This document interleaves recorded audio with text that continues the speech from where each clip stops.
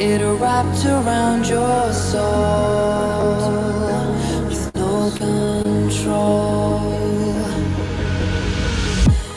You can't breathe when you're drowning underwater. There's so much water.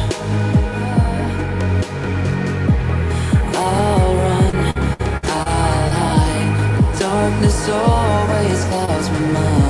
When I look behind, it's moving closer every time.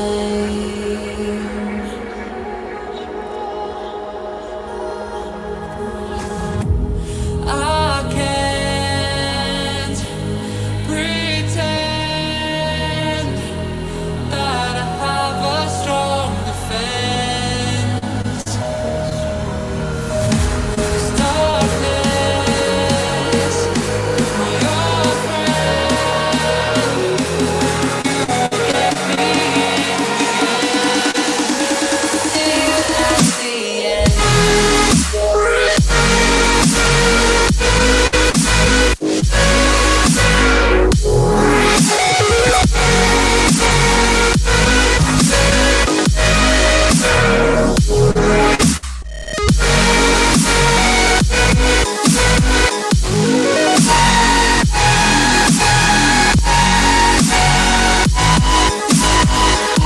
At the end.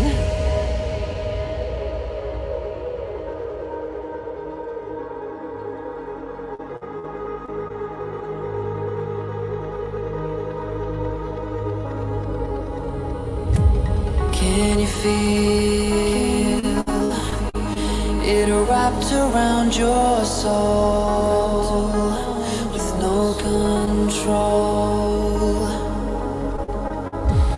You can't breathe when you're drowning underwater. There's so much water. I can't pretend that I have a strong defense. 'Cause darkness, my old friend, you get me till the end.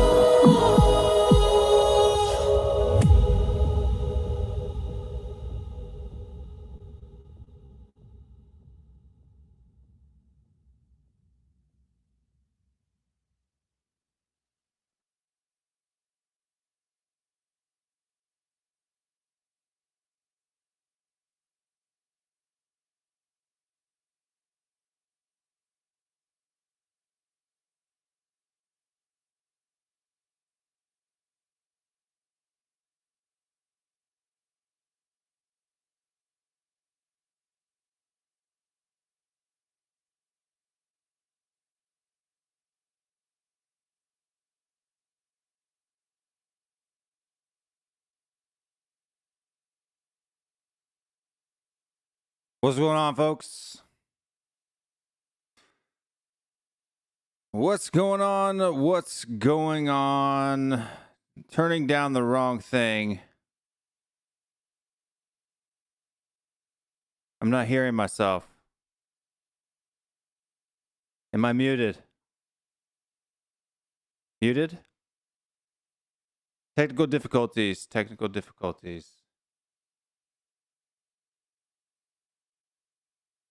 All right. I'm not hearing myself. You can hear me though. You can hear me, but I can't hear me, which is weird.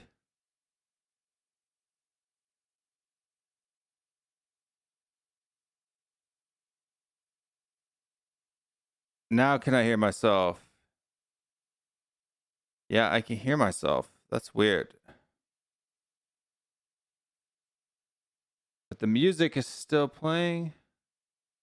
Somehow the music has gotten routed into my headphones. My headphone fader.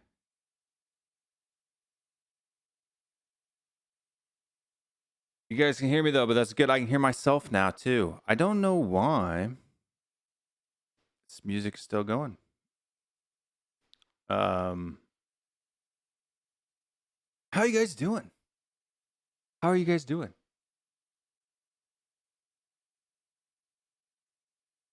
Do I hear myself in Korean? Sometimes I do hear myself in Korean. Sometimes I do. Sometimes I don't. How are you guys doing? Long time no see. I'm all moved in. Not all set up. So what you're seeing now is the new studio. For people that want to know, why did that all of a sudden turn music on? Technical difficulties. We're gonna have to get this. We're gonna have to get this figured out. Focus. Focus. Focus. Focus, Will. Anyway, every time I touch the space bar, music comes on. I will have to get this worked out. But eventually, that's what will happen. Maybe it's, aha, there we go. No music. Okay. All right. No music, no music. Should have done a beta test. I did try to do a beta test, but what's weird about my computer right now is I am still missing pieces to make this happen this way. So this kind of is my beta test. This is my beta test. You guys are my first stream in the new place. David wants to know, did the move go well? No, it didn't. I wouldn't say that going well would be the right term to describe it. But yeah, it went. But we're here. You are the guinea pigs. This Q&A stream, this is the first stream in the new place. You guys kind of are the guinea pigs here. But anyway, only fair. There you go, Bob. Let's throw that super chat up there for Bob. Bob says he is. It's only fair that he is the first super chat for you in my new pad. But it's not only just the new pad. I have a new camera here as well. I think it's a little bit higher quality. That's the old camera. People that don't know. And also my beard is I have not trimmed my beard in too long. This is a new camera up here. And it's even clearer than it was. I already had like the cleanest camera in YouTube streaming, for the most part. But it got even better. And I'm wearing a hat today because I haven't shaved my head in probably over a week as well. But man, could I tell you guys stories about what happened, during this move? It wasn't fun. Was not fun. Bob says that beard is disgusting. Will at least make an effort. I know, dude. I know. It's bad. To be honest with you, it's the mustache. This part here is getting way too long. Way too Anyway, what do you think of the new vibe? Do you like it? Too dark? Should I brighten it up a bit? I could brighten it up, but I like it. I think it looks very YouTube-ish. Is that a word? Basically just here to watch Will play. No, this is not with new toys. We are here to talk about Spurs. But yeah, this is the Q&A show. This is what the Q&A show is. So, but yeah. I think I'm going to move this one a little bit this way so I get a little bit different of a view here. That way when I'm looking forward, you're not literally looking at the side of my face, right? That looks better, right? If I'm going to do a second angle, I think this angle, you can see I need to shave. No. Oh, it's gross. Get that off there.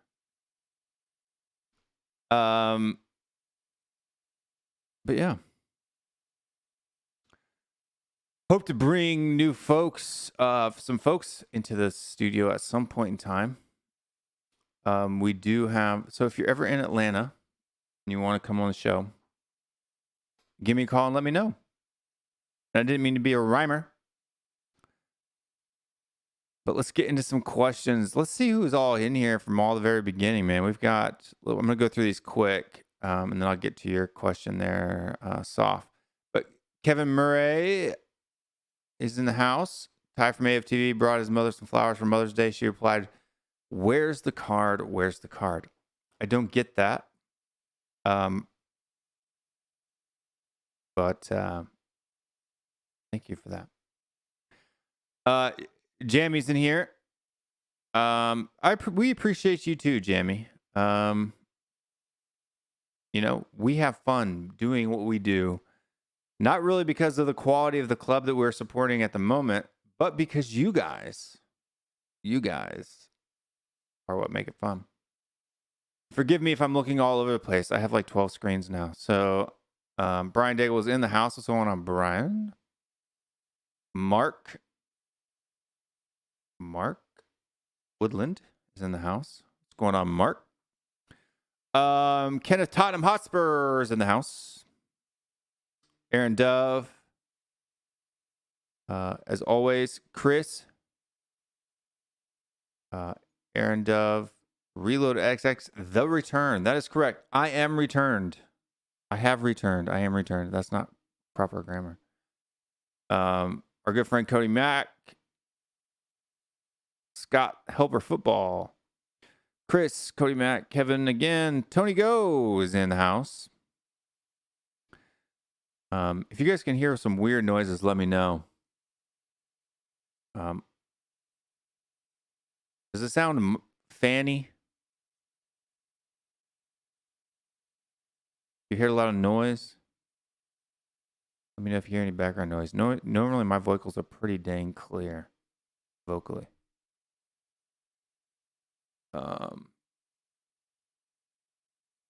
But there is some guy weed eating outside. That is the problem. I am waiting on some sound isolation curtains to come in. This window back here goes right to the front yard.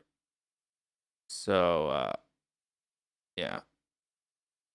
That may not be good. Sounds good for me right now in my ears, but like I said,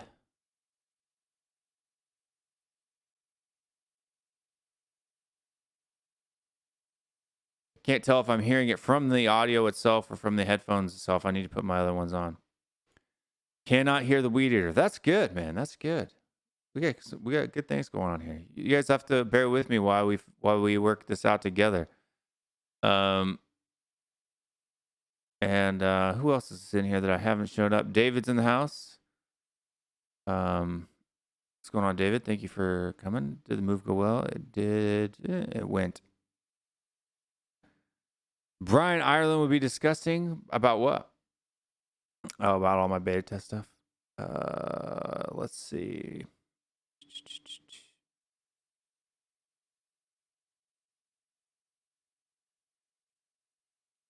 Don't listen to the voice as well. Audio's all good. Cool. Well, yeah, man, we're working.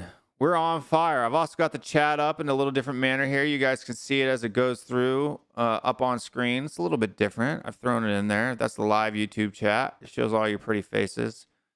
Two, for different streams where we may not necessarily be able to bring the super chat right up on screen, I will be able to just go ahead and pull it up. So like Bob Spurs here, I can still have it on screen without having it on screen. So I can have two different comments up at the same time. So I thought that was kind of cool.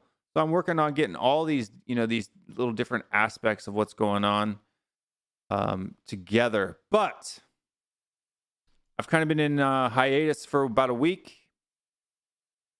What did you guys think of Mr. K's show last night? Or well, I guess it wasn't last night. It was Tuesday night.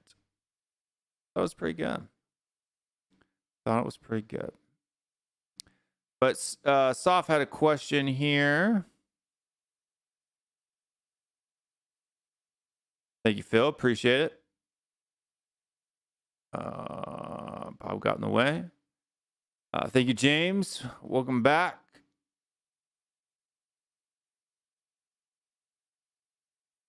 Bob says he is streaming a season preview later, Will. What is the one thing you're looking forward to this season, buddy? One thing that I am looking forward to this season, Mr. Bob, is not having to see a lot of the Deadwood play is the one thing that I'm looking forward to. But will I get to see that this season? Couldn't tell you. I could not tell you, Bob.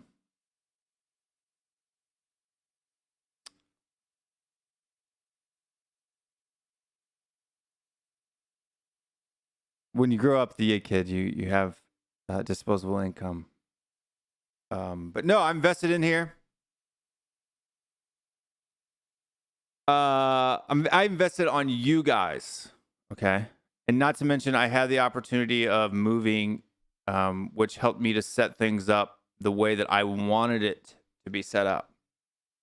Which before, it was simply just my office that I use to do my job.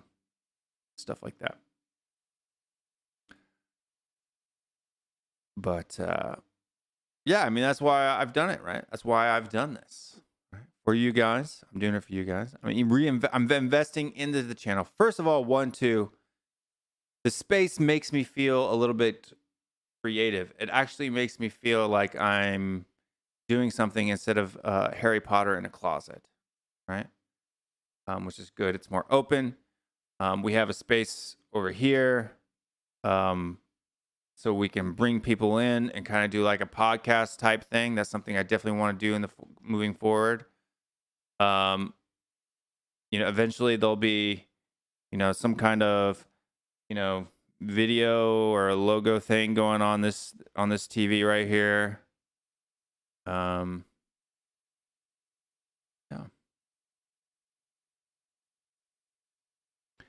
Let's get into the football. Enough about Will. Enough about the Will. Did you see Dyer scoring headers in training but missed all three in that match? Dyer always looks good in training, right? That's how he gets into the squad, isn't it? Let's go back. He put it in there again. So I didn't have to go back. That's very nice of you, Soph. I appreciate it. Today was asking 127 million plus Jesus was acceptable, even if it's a loan to buy option. No, not acceptable for me. I'm not a big fan of Gabriel Jesus, to be frank with you. I can take off the Will hat for now and put on the Frank cap. I'm not a fan of Gabriel Jesus personally. And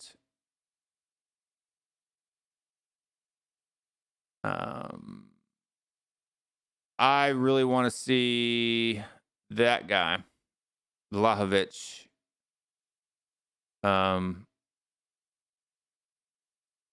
Big striker, little striker, PL proven in case Vlahovic just doesn't hit the ground running. I think Vlahovic will hit the ground running. What I've seen from him, I like, personally.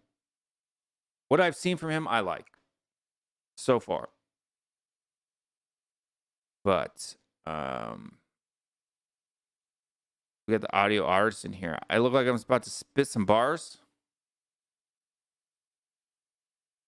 Why do I look like I'm about to spit some bars? But yeah, Vlahovic, I'm not sure. I think he looks good, man. I'm not sure that every player that plays needs to be kind of broken into the Premier League. Some people can get up and go if they've got the talent. If you're that type of player, you can get up and go. Get up and go. Get up and go. But what did you guys think about the North London derby? I actually had to watch bits and pieces of that.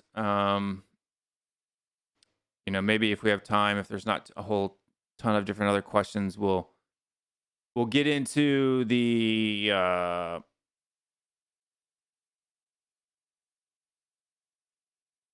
some of the bad, or I guess you could say the headaches that rock around and caused me massive headaches during this move. But to be fair, I think we'd all rather talk about football. What has happened while I've been away? What has happened over the last week or so? Do I have a delay? No, I don't have a delay. I'm not seeing a delay. Are you guys seeing a delay?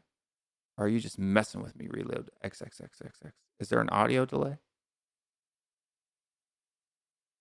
Or is the audio coming first and then my mouth is moving?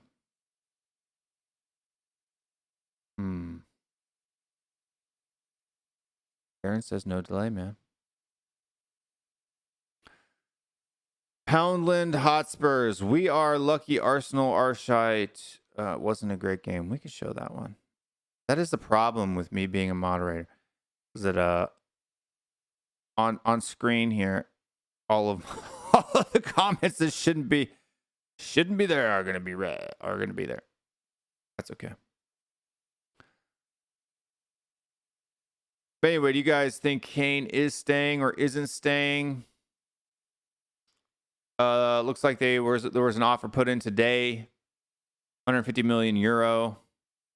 I don't know. Would you guys take that?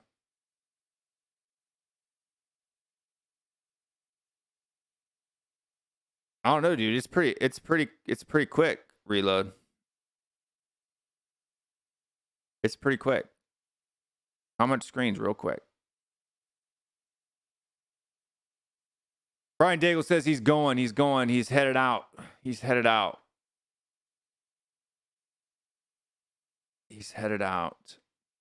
Mr. Harry Kane. So like for you guys at home, you guys won't know until I get my third camera set up. I do have a third camera angle that's going to be from behind, pointing down at my desk. I don't have that set up yet. I need another ball head. That sounds weird, ball head, but it's a thing that cameras sit on.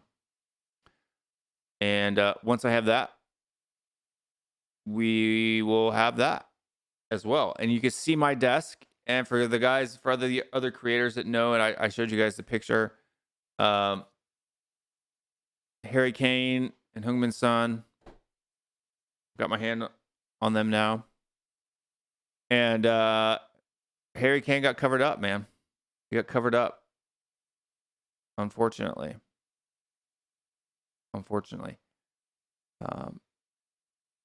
Doing that, though, putting them on my desk was a little bit of a mistake. I had to be very careful where I put these microphone arms if I'm going to show an angle from behind. You know what I mean? Don't need something coming up out of crotch areas and stuff like that. You catch my drift. But something just did that. Yeah, well, I'm having technical issues, man. I really am. You guys aren't seeing them, but with this camera over here, this one right here, I'm having issues. Weird issues. I need some power conditioners. The power in this office, especially with all of the junk that I have in here. If you don't notice, I have more lights than normal. Yeah. But this one is working. That one I got to get figured out. But anyway. Selling Harry Kane. Kane is gone, in my honest opinion. Problem is, who do we get in to replace him? Who do we get in to replace Harry Kane? You know what I mean? Who do we get him in?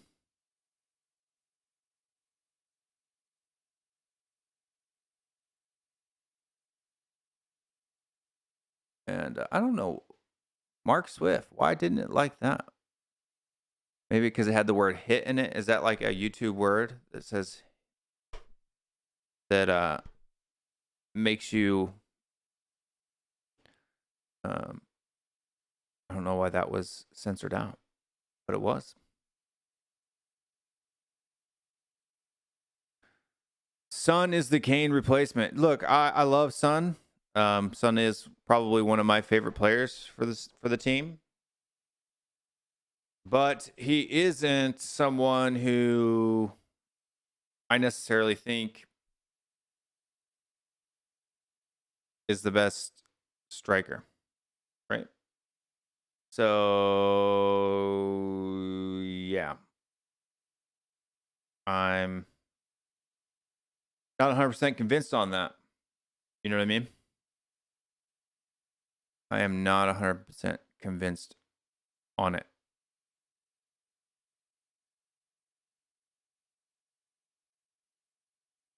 But what I did forget to do was to mention our Patreon members. The Patreon members who have helped. Now, granted, they haven't paid for all of this stuff, but maybe they will one day. But for all the folks who are doing that, all of our Patreon members, if you guys want to help support the channel, you can do so by heading on over to patreon.com/THFCRants. And we have multiple different options that you can make.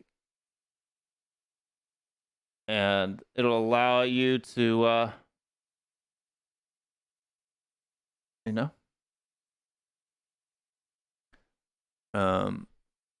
help support the channel monetarily.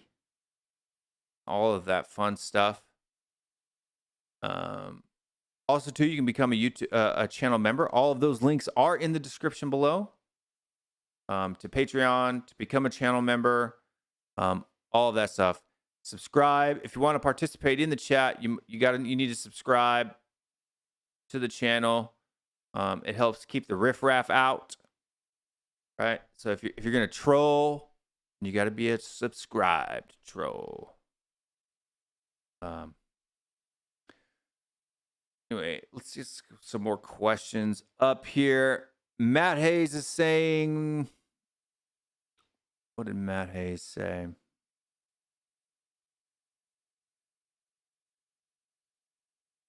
Damn, need to be more creative.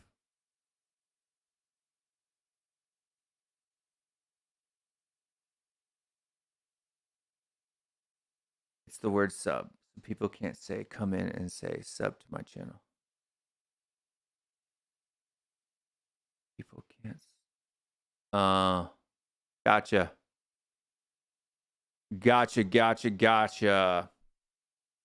Talking about the comments.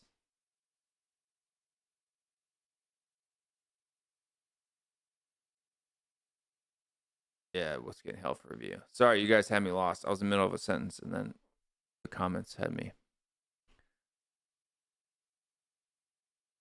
a little bit confused. I'm still trying to get the position of this thing right. But yeah. Hurricane. is he going to go?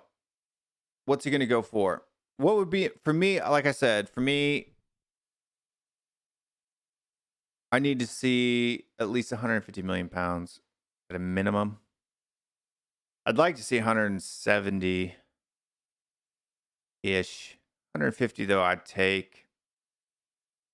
And I don't think that we need to have a replacement, a like for like replacement for Harry Kane. I think we need to go out and buy a world-class right winger.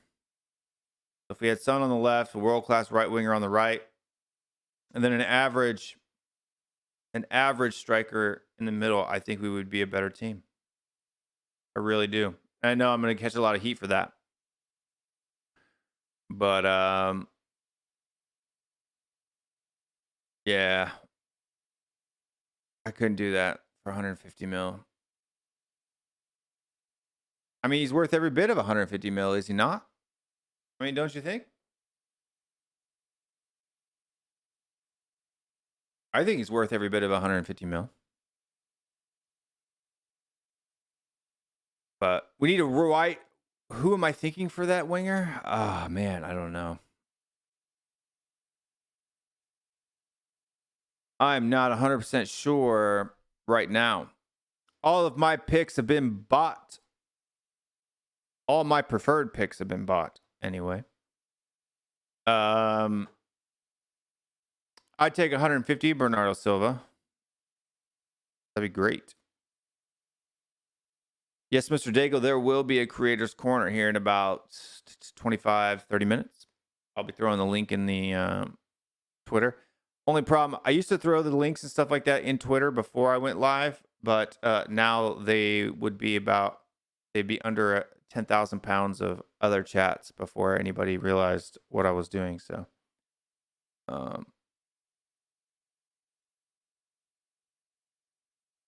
exactly, Dan. That's exactly my idea. My concept is to build on a Liverpool model, even a City model from last season, a Chelsea model. All three of those teams who have been far better than us don't have strikers. That's why they want ours. Right? That's their missing position.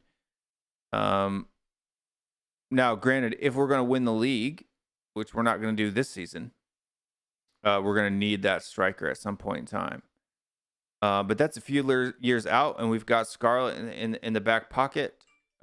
What we need to do now is we need to be getting back into Champions League football so that we can start attracting world-class players ourselves. We got a question here from Matt. Yeah, I'm not going to read your name. But would I take 100 million and Laporte? No, I wouldn't. I'd take 130 in Laporte. I'd take 130 in Laporte. But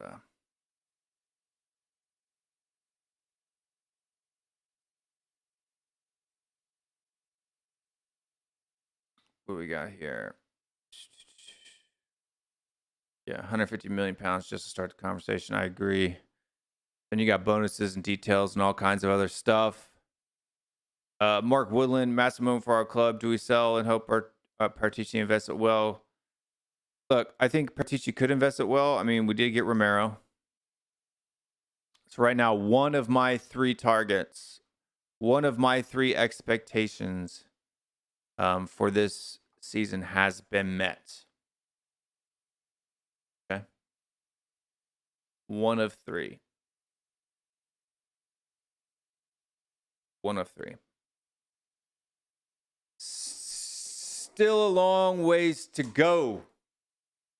Still a long way to go. I need to get a new chair as well. One that doesn't have me all kicking all back and relaxing, trying to do all that. It's a comfortable chair, but it has too much play in it. I don't like that. I want to be able to sit like this and lean back. You know what I mean? That's what I want to do. I want to sit like this and lean back. But I can't. It's annoying. Chairs are expensive, man. It's hard to fork out like you know, $200-300 for a chair. I even looked at you know, getting something like what Joe Rogan has, but that chair's like $600, man. You got too much money or spent $600 on a chair. Holy cow. You could buy a camera for $600. But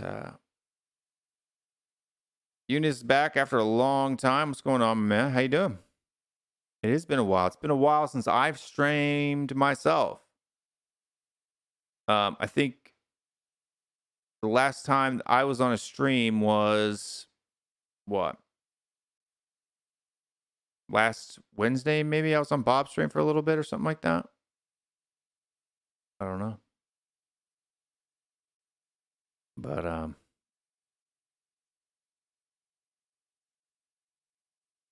Jamie's like, it pays though. A bad chair will really F you up. Yeah, look, this chair is good, comfortable if you're like, if you want to relax. But if you want to sit up straight, there's like, it's a good 6 or 7 inches from my back, right? Which that's what I want to do. Look, the headspace on frame, you know, the gap here is perfect. I want to be able to sit up like this, but also be able to, you know,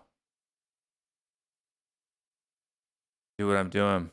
So if you guys have any, if you have any suggestions for chairs, let me know. If you have any suggestions for chairs, go ahead and throw those in the chat. Mark Cross is saying, if we could buy Lautaro Martinez and Dusan Vlahovic with a Kane cash and get Laporte in the deal, those 3 players make it stronger than Kane staying for sure. 100%, dude. Those 3?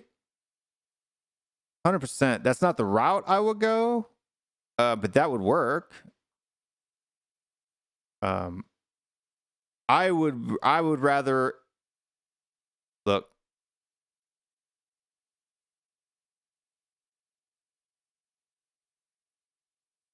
I would rather get the right winger to be the number 1 talent and then sign Vlahovic and get Laporte in. If we sign Tomiyasu, which I'm not sure if that deal is going to happen or not, but if we do, do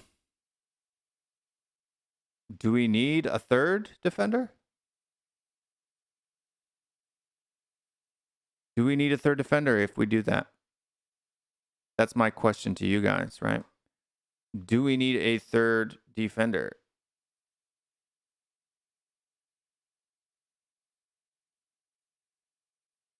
I'm not sure we do. I'm not sure that we do.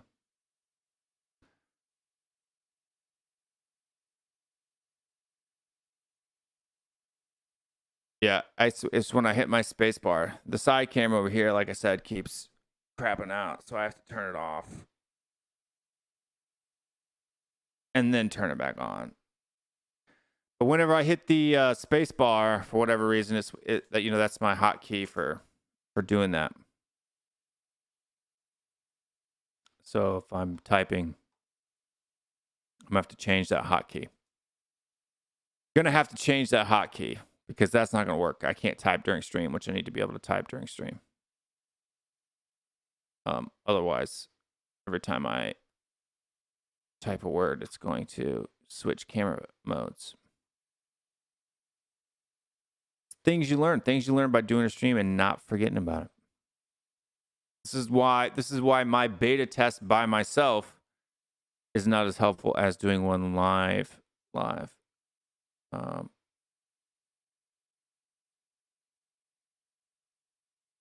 Yeah, yeah, that's a great name, fella. But thank you.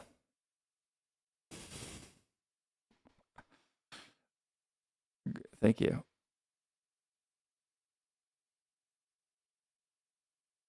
And then Sonia Saber said that you like the new gaming room. I'm not a gamer, but this is like a live streamer's system.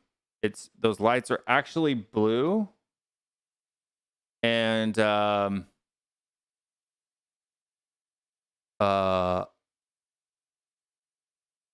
some reason, it comes out purple on camera. Like you can see a little bit of blue right there. But I think it's the brown. That's like you know how they are with things in houses. Everybody wants to paint their walls like tan or something like that.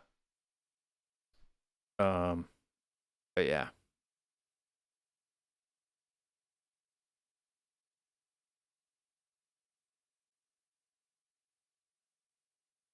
These cane deals get more and more unrealistic.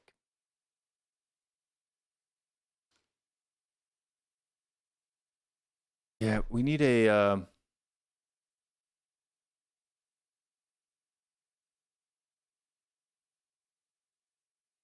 right winger, I think. Thank you, Mark. When they work, I'm having an issue here with this one. I don't know what it is. I'm gonna have to look it up. Can't look it up now though, because if I use my space bar,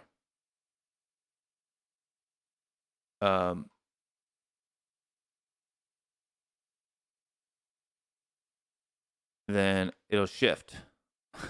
So I got to change that hotkey. Let's see.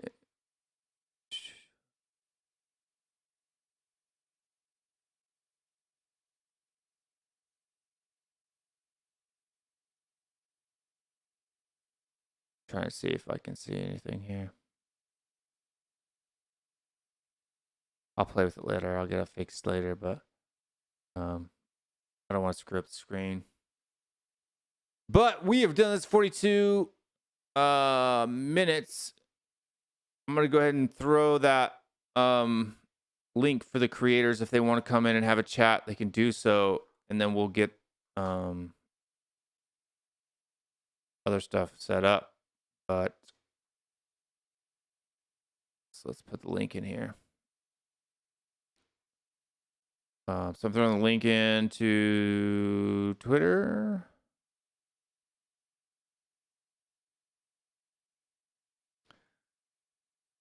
And I'm going to throw that into the other one.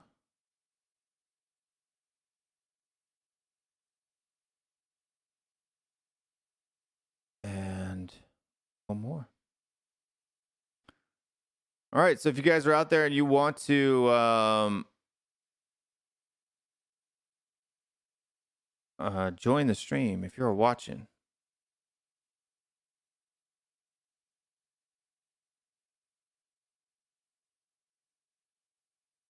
then come on in. Come on in, folks.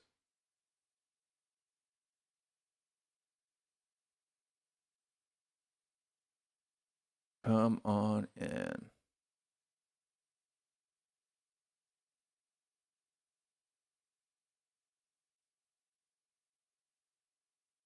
Did you guys see that that overlap video? That was pretty good. That was pretty fun. I like that.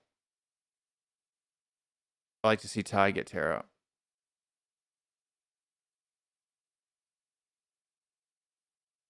What's the biggest prior for you second center back, right back? So for me, it was always this: center back 1, world class. Center back 2, you know, at least as good as Joe Rodon. 3, right wing. Right back, I'm not worried about. Striker, I'm not worried about so much. We need a decent one, but not the best, not the best in the world. Mr. Code, what's going on? How are ya? I'm good, man. Yeah, you want to see my fancy second camera? Sure. Yeah, watch this. Oh yeah, You can see the side of my face. Why is your head turned? Pretty cool, eh? Please like and subscribe, folks. I'm going to have one, too, that's behind me that's going to shine down on the desk. Ooh. You'll have to take your hat off. Why do I have to take my hat off? We get a good view of the shine. I don't have a shine right now. Well, My hair's probably good. It's about that long right now. You better get shaven then. I gave her a good cut there on Sunday. Been a while. Yeah, I need to. That's why I'm wearing a hat. It's because I need to. You've been too busy, eh? Yeah, like it's long, dude. Moving's fun. Yeah, it's long. And that's the worst part. Because I have hair here, but it's real thin up here. So it looks really bad when it's actually hair there. Will hides. What am I hiding? Oh, you mean when I did that? When I did that here? Afternoon, people. Mr. Daigle himself. How are we doing? We are doing well. Where'd you go? There I How am. did that happen? Is that a I got too many things attached to the space bar. Let's try that again. If I hit space bar, it kicks him out of the stream. And I hit space bar again, it brings him into the stream. That's what you've been doing. You've been thinking, how long do I shut Daigle up in the coming season? Spacebar. What if I press the space bar? Oh, no, nothing. Yeah, Cody, thank God. Thank you, Cody. I'm telling you right now, everything is is apparently tied to my space bar, right? If I hit it, music was playing. So when I was trying to do my intro, I would hit it and it would play and pause the music while I was switching cameras.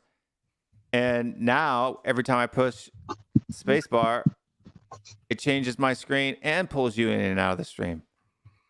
Modern technology, eh? What a world we live in.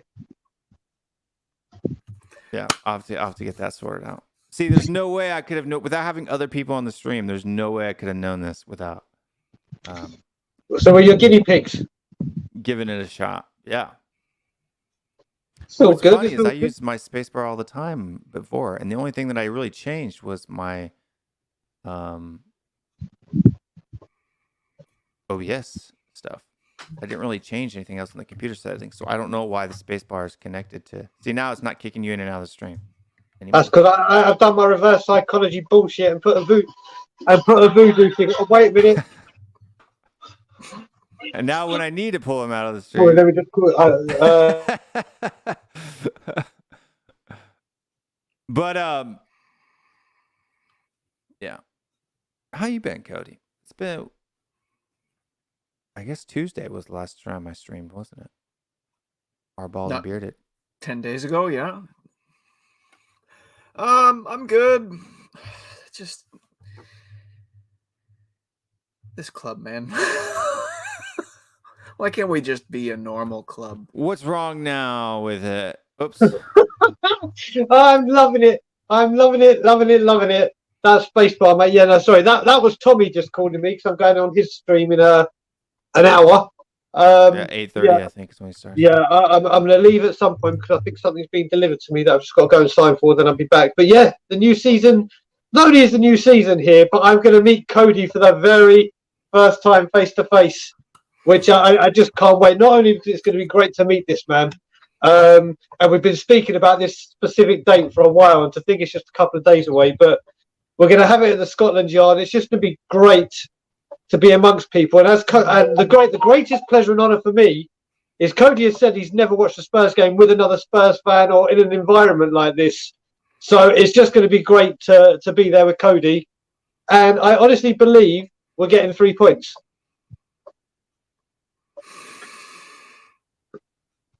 And the only reason I'm saying that is based on the stats. And they've played 3 times at the new stadium.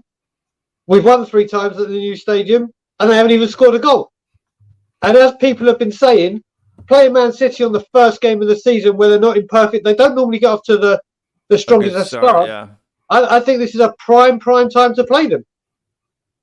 No, I wouldn't disagree with you. To be honest with you, I mean, for me, it's like that's usually probably the best time to do it. But I mean, if you're basing it on historical, data, but it is City, and our main man is trying to go there. Mate, you know what? I'm so sick and tired of this conversation, and why I'm so sick and tired of this conversation, and I don't get why people are still running it. I mean, this is, I've said it on the streams before, this is going to be the straw that hopefully, I keep saying hopefully, but it never materializes. I'm hoping this will be the straw that breaks the camel's back with the Parasite and the Levy-ins, because once again, he has said, with his own words, not me putting words into his mouth, we are not selling to a Premier League club. We are not selling to a Premier League club. But there's only one club bidding. And we all know full well, once that magic number is hit, he's gone.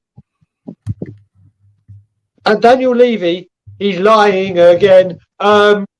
It's just, I'm sick and tired of this story. Stay, go. I couldn't really give two rats arse. I'm just done with this story. I've said before, what I think it is we need to talk seriously about what we do after Harry Kane. Can you guys hear and that? what's going on with the people coming in. Because we need a striker, regardless if he stays or goes. Regardless. Obviously, if he's going, he becomes... Say again? Can you hear the music? No. What about now? No. Very, very disappointing. Anyway, because I don't have music, I'll just roll this and bring those guys in because they're back there. But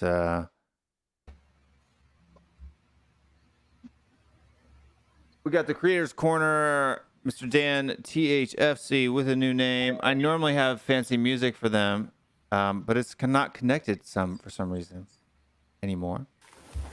But I didn't get the fancy music, and I kept getting spacebar. I'm feeling really, really special today, Will. Spacebar's not working now. So Eject Brian. Microphone set up okay? We hear you. Yeah. Brilliant. That's fantastic. How you guys been? Will, it's been some time, man. Yeah, Mr. K, how you doing? Not too bad. Just putting the volume up a little bit so I can hear everyone. Mr. K, I'm not liking this look. Where's the where's the Tom Cruise look? Where's the Top Gun look? That was done for Tommy's channel because there was a face-off. Like it was me and Bob Spur like being in the same panel again for the first time for a while since a big eruption on his show the Tuesday before. So we had round 2, and basically it's a lot of hard talk, you know. There's a big bang up on Bob's channel. No, it was hard. No, we were talking hard. Mate, I'll tell you what, Will, you have to go back and watch that stream because I had just finished work that second, and I turned over to watch Tommy's channel, and it was Mr. K mid-explosion. Like, I just turned over, and literally Mr. K was just like up in the screen going like this. He was like proper on one. Yeah, but going in on Bob or who are you going in on? Bob. So what it is that me and Bob have got this type of arrangement on Tommy's channel where we're allowed to go hard in with each other. Okay. And basically the idea is meant to be like a segment for about 10 minutes. Yeah. So you just basically, it's called hard talk.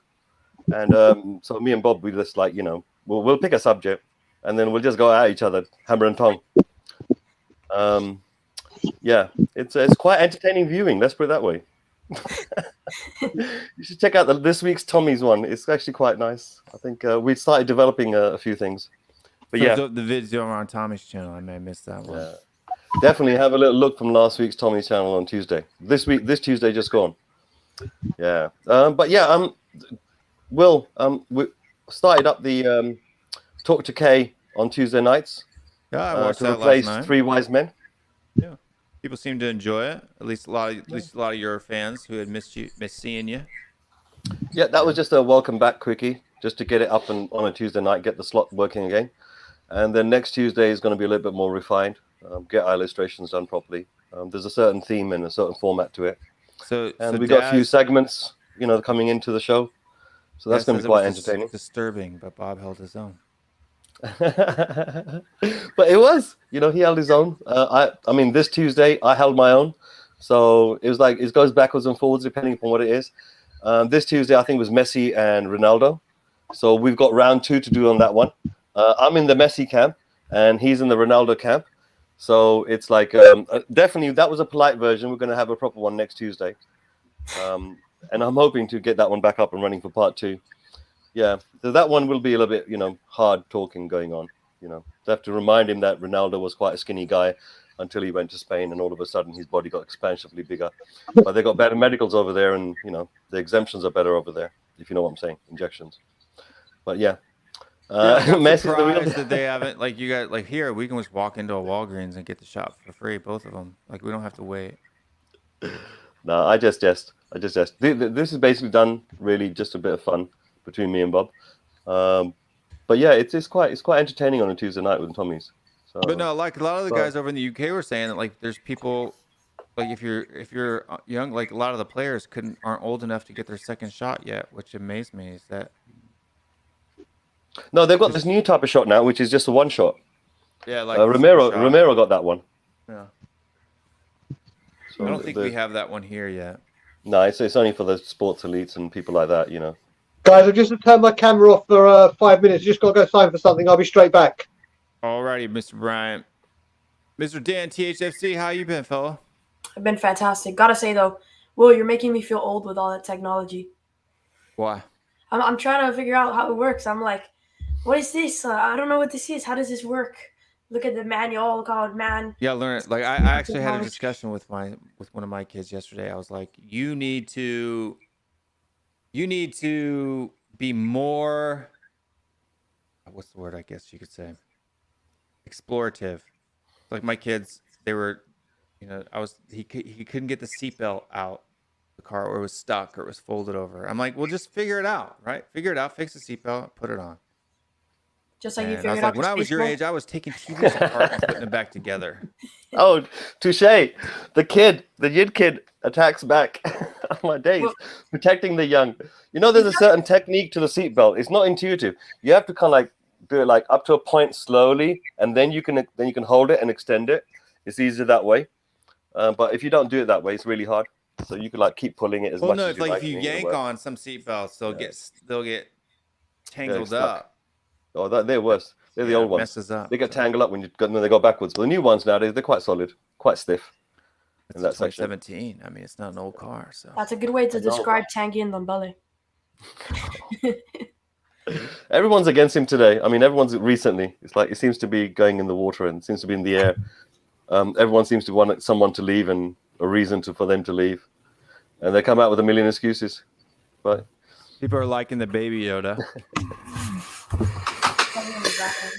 It has a name now. I can't remember what Baby Yoda's name actually is, but he actually does have a name. They said towards the end of the second series when he communes with that almost Jedi. Remember that girl that used to be a disciple to Skywalker? She communes with him. Cody does not look entertained with our Baby Yoda talk. I've forgotten the name. It's listen.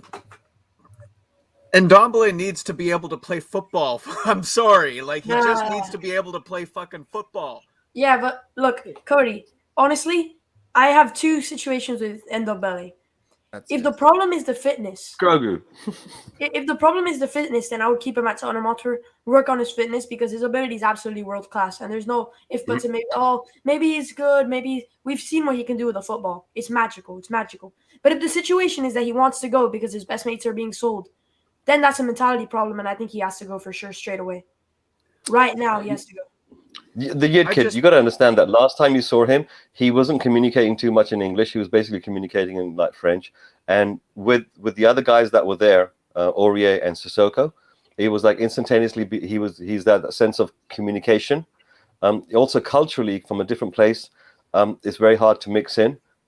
Where your style is very different, your laid back sort of demeanor, your face and so on, and the way that you respond to things is so dramatically different from everyone else's in London that it gets perceived as, oh, you don't care.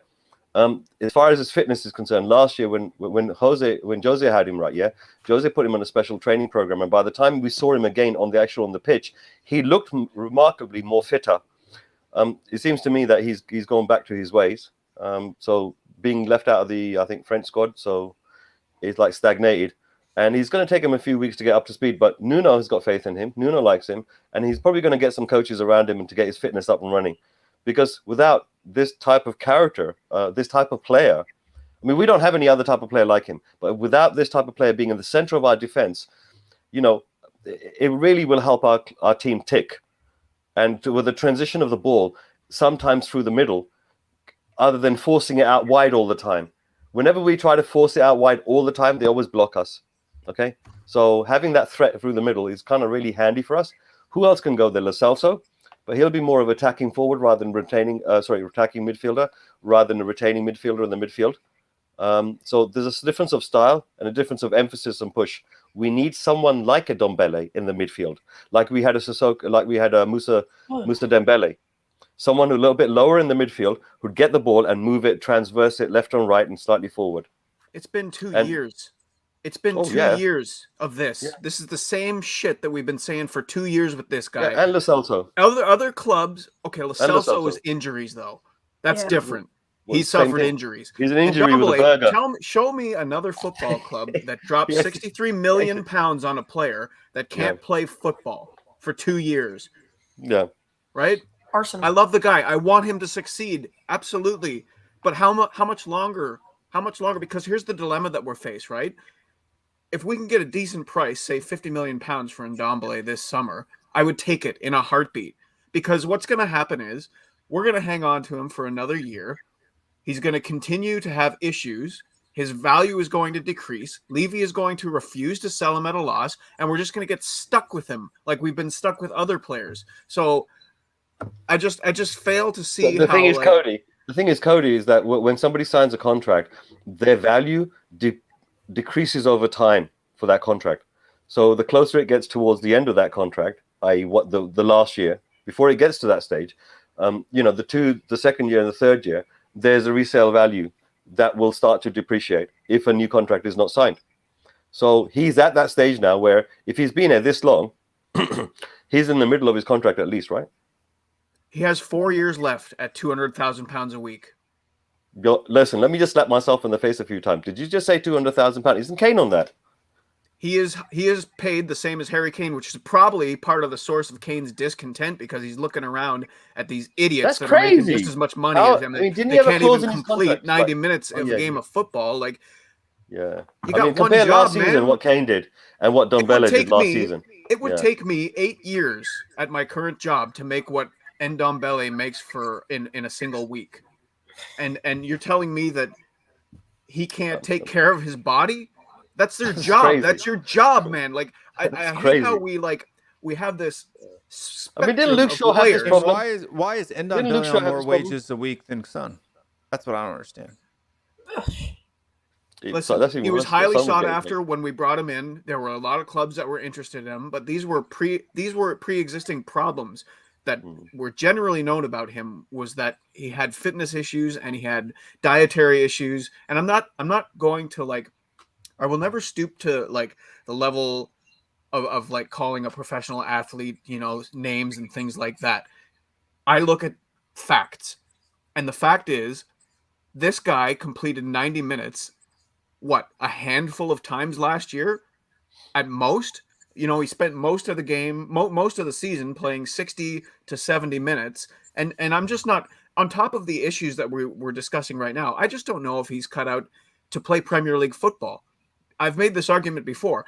Ndombele, Ryan Mason came along and didn't play him. But really where I think he disappeared for good was Zagreb at home. The game that we won, the first leg, because he got clattered about a dozen times in that game. And then the Sunday after the Thursday, he was completely invisible against Arsenal. And he was basically invisible for the rest of the year.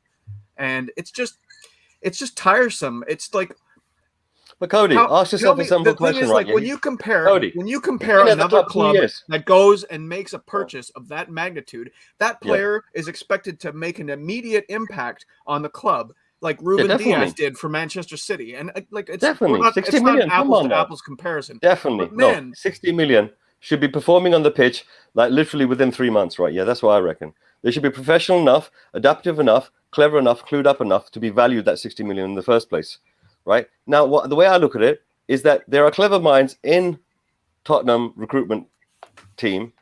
There are clever minds in their coaches. You know, all that information analysis for the last 2 years. And don't forget, we had other coaches, like, for example, Jose there as well. All that information has been trickled up towards Levy and the recruitment team. And they made the decision to keep hold of this boy and to try to do something with. So maybe they know something that we don't know. And basically, that's the matter. I mean, the matter is there's no point getting upset about this boy because he's not the first. There have been other players that have come along that did exactly the same thing, like Lamela for how many years? Like Lo Celso, come on now. Let's look at his stats then. Let's pull his stats up and let's look at it and say, okay, maybe right now we're happy with how we see him in play, but it took him time. It took him time to get the go of it, not to be injured so much. Yeah. Don't forget, when Jose first came in, he said, I'm supposed to have this big star player, but he's injured all the time. Same story. And then when he come back, it takes a little while to get into the groove of it. That's why he's unfit. Luke Shaw had the same problem. I don't think it's an issue where the board and the scouting and recruitment department have said, oh, we need to hang on. I think it's just we can't get rid of him. We can't get rid of him. Who's going to want Ndombele for 4 years at £200,000 a week right now in a pandemic climate? Nobody can afford that, especially for a footballer who apparently cannot play football. Cody, do you know what my response to that is? What my response to that is as well is, you're right. Obviously, we're not going to get the money because we set the price too high, whether you agree with it or not. But the thing is as well, just to clear some money and get them off the wage bill, send them out on loan. You're not going to use them. You're not in the plans. And I'm not saying, even if you say, listen, we'll pay 50% of the wages to get these players out, you're clearing another name in the squad. You're getting rid of some of the wages, however much that may be for the clubs to agree. But you're getting them out. But it's not with the devil without, which we knew Paratici had a problem with in the first place. It's been known that Juve had problems getting them out. The main problem is that once again, and this is what annoys me, we have got our transfer dealers. We're waiting till the last minute. The only time we did our business early was last season with Jose. And I'm completely convinced, like I've said before, that Jose said, when Levy probably said, listen, you ain't got the money you're going to have at Chelsea or Man U or Inter or Real, he probably turned around and said, listen, okay, but one thing I do want is if I find a player and it's within budget, there's no pissing around, you go and get him. And if you look at how quickly those transfers happened last season, they're like that. We were done before the start of the season. Whereas we've got Nuno in, and seeing that they're not at the heavyweight that Mourinho is and what he demands, we've gone back to leaving it till the last minute.com. But Brian, if you look at the season pattern so far in this transfer window, right, you'll see that when a player leaves, we get a replacement. Right, Hart left, we end up getting a replacement goalkeeper. Right, a defender leaves like Toby, we end up getting a Romero. Right, so right now the way I look at it is that one more player has to leave in order for the next one to come in. All the ones we've been hearing about in the rumor mills are the ones which are on the side, right? Yeah, waiting to come in if they get an opportunity. Right, so Paratici, right, he would have already got laid out a plan of which players he's going for, and which ones, which contracts are coming up when, right, who's interested in who. He's been doing this job for quite a long time. Yeah, right. That knowledge and information is still there in his fingertips. He's live wired to it. He didn't need a setup time for it. He's already got it in place. Right now, as a professional as he is, he knows what type of deck of cards to deal out for Tottenham. He knows Levy quite well. Levy's notorious. Everybody knows about Levy across Europe. Crying out loud. I mean, especially all the big teams when they try buying players from him. Yeah, there's a huge difference though, Mr. K, of knowing what he's like when you're not working with him. And then what I mean is that you go in there tactically, you turn around and say, here you go, this is a player over here, 33 million, you can't handle it, no problem. Here's one over here for 26 million, you can't handle it, no problem. Here's one for 18 million. Right, here's one over here for 35 million, but you only have to pay 5 million this year. Right? So he can play all kinds of things, right, with Levy. The thing is that whatever scale it is, at the end of the day, the recruitment in terms of scouting side is done with his approval and from his side. I'd rather have that, no matter what class of player comes in, than the recruitment and on the network on the other side. Because that Ndombele is an example of like one of the failings in the last, how the recruitment team in the past has been doing things. I don't think Paratici at the helm is going to make a mistake like that. I go back to saying what I've said on many streams, that I simply do not believe a solitary word that comes out of the club's mouth. The only person I do believe and I will hear him on Sunday with Cody, is when he goes, "Welcome to Tottenham, the world famous home of Spurs. Here are today's lineups. In goal, number 1." That's the only guy in the club who speaks that I believe. Because every single word that comes out of any other mouth, and this is why, again, I'm going to get this hashtag trending if it fucking kills me. Hashtag Cody Mack for Tottenham Hotspur head of PR. Because, honestly, it's done. There's not a solitary word that I believe. Not a single one. Not even Paratici. Well, Paratici doesn't speak. If Paratici came out and said something, he'd probably say, "Well, I've given you a list of 58 players, and every single one is either too expensive, or they're at an Olympics, or they've strained an eyelash, or yeah, we went for them, but they wanted too much." They're very strategic in the way that they transmit their tweets or their pieces of information. They're very strategic in how they do so. Paratici, when he came in, he did start to make an effort towards communication. There was a little bit that trickled out from him. A lot more than Levy has ever given us in the last few years, that's for sure. But the thing is, right now, unless there's something to say, they're not going to say much. The one thing I will say with Paratici is you've seen by the players we've linked with, and there has been some substance to it. There's a better clientele or a better, a more established player that's like, okay, yep, we're interested. That has definitely improved. Yeah, and you can tell that's what he's there to do. That's what he's there to do. That's what Paratici is there to do. He is there to widen that net for us, to be able to bring in and pull in. And like Romero said, he said, once I seen what Paratici had in plan, it was a no-brainer. Now he has links with him because of Juve. Simple. But it's all well and good to see what Paratici has planned. I plan to win the lottery on Saturday. I ain't going to win it. Brian, check this out. He gets a goalkeeper, right, yeah? And then gets a defender. But the two know each other quite well. I mean, isn't that kind of handy? And the character of both of these guys, the character that they've got, it's like, you know, we spoke about before how the teams that we've had in the past, the type of character that they have when the chips start falling down. These two guys have got some real character inside them, you know? The goalkeeper especially is like, that guy's extremely like, I like him immediately. I love it. That's simple. He hasn't come to be number 2. That's one thing. He has not come to be number 2. He is a huge rival to Hugo for that number 1 shirt, without a doubt. Without a doubt. Well, I mean, Iggy thinks he's going to take it, so I think he's lined up 100%. You wouldn't. I mean, Romero's going to need a little bit of time to get used to the Premier League for sure, right? Yeah. And at the end of the day, Lloris is like, you know, still there under contract, so we don't know quite what's going to happen until the last minute. But we've seen the new guy come in and feel extremely comfortable in goal. There's a few little bit hard edges, but he is definitely taking control of that goal area, unlike I've seen, you know, Lloris do. I mean, Lloris has been an incredible loyal servant to our, you know. And what an improvement from Joe Hart. I mean, any player would line up in our half with the ball, and we'd already be worried.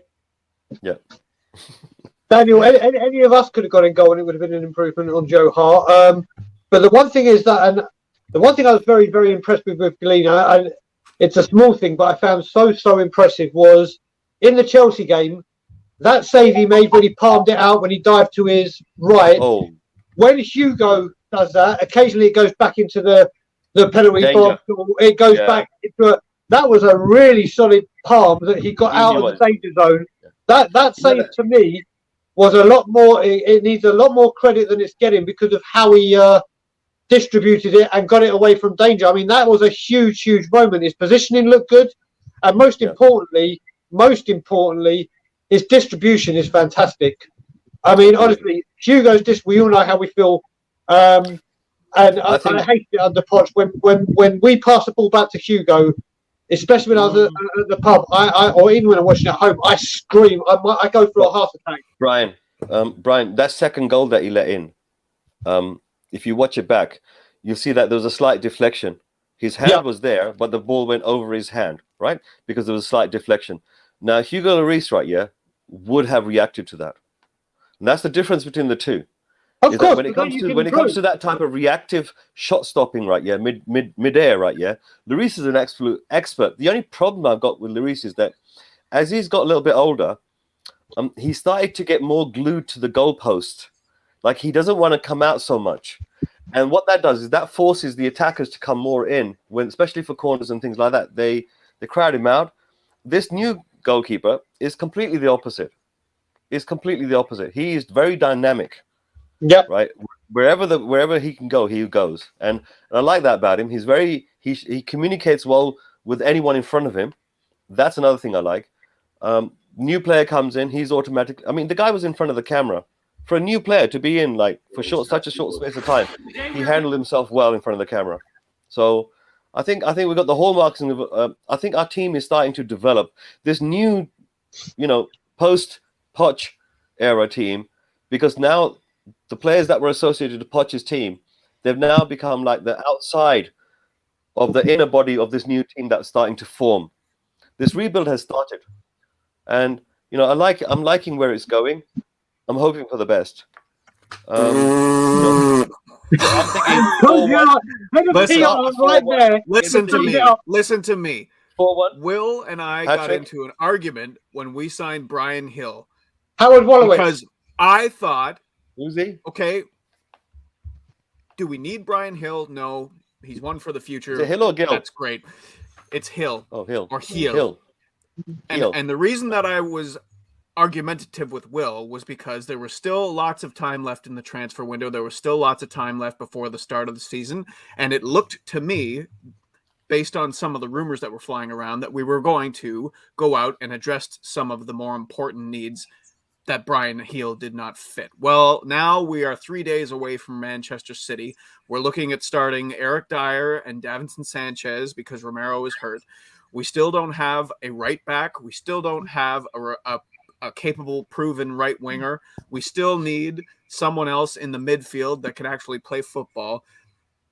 There's been not nearly enough done in this transfer window as of yet, and it's coming at the sacrifice at the beginning of the season. We're not putting Nuno in a position to succeed. This is a manager who has been brought in on a 2-year deal, and the first year right now, because of our lack of transfer business, is being not flushed down the toilet, but definitely hampered, definitely handicapped.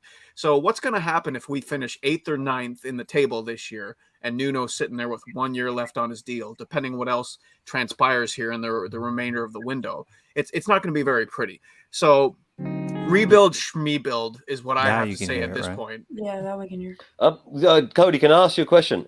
What type of player is this Hill character? Is he like a Modric, or is he like is he like a Skip? He's closer to Modric, but they're not. It's not really comparable. He's a winger. He's a creative winger. If we're going to go back in time, I'd say he's more like a Chris Waddle. If I had to go back, that's the kind of likes to get to the byline. I'm not saying he is Chris Waddle, but if you're trying to say what kind of style of players he got, it's that get to the wing, get it in. Is he left-footed? Apparently, left-footed. So apparently he's both. Apparently he's like Chadley then. Is he more like Chadley? No, he's very one-footed player. So I mean, really? Chadley used to play on the left all the time. Very one-footed. So do you know what? The only thing I can see, and I'm still not happy with it, the reason that I think we've brought him in is I used to say about it a lot last season and all the other seasons. When Kane gets injured, we move Son up top. But I get so annoyed because it's like you lose when Kane goes out and puts Son up top. Not only have you lost Kane, not only moved Son out of his best position, so you're 2 players down, you're putting someone that can't even get into the first team into. So it's kind of like you're losing 3 players just for that one.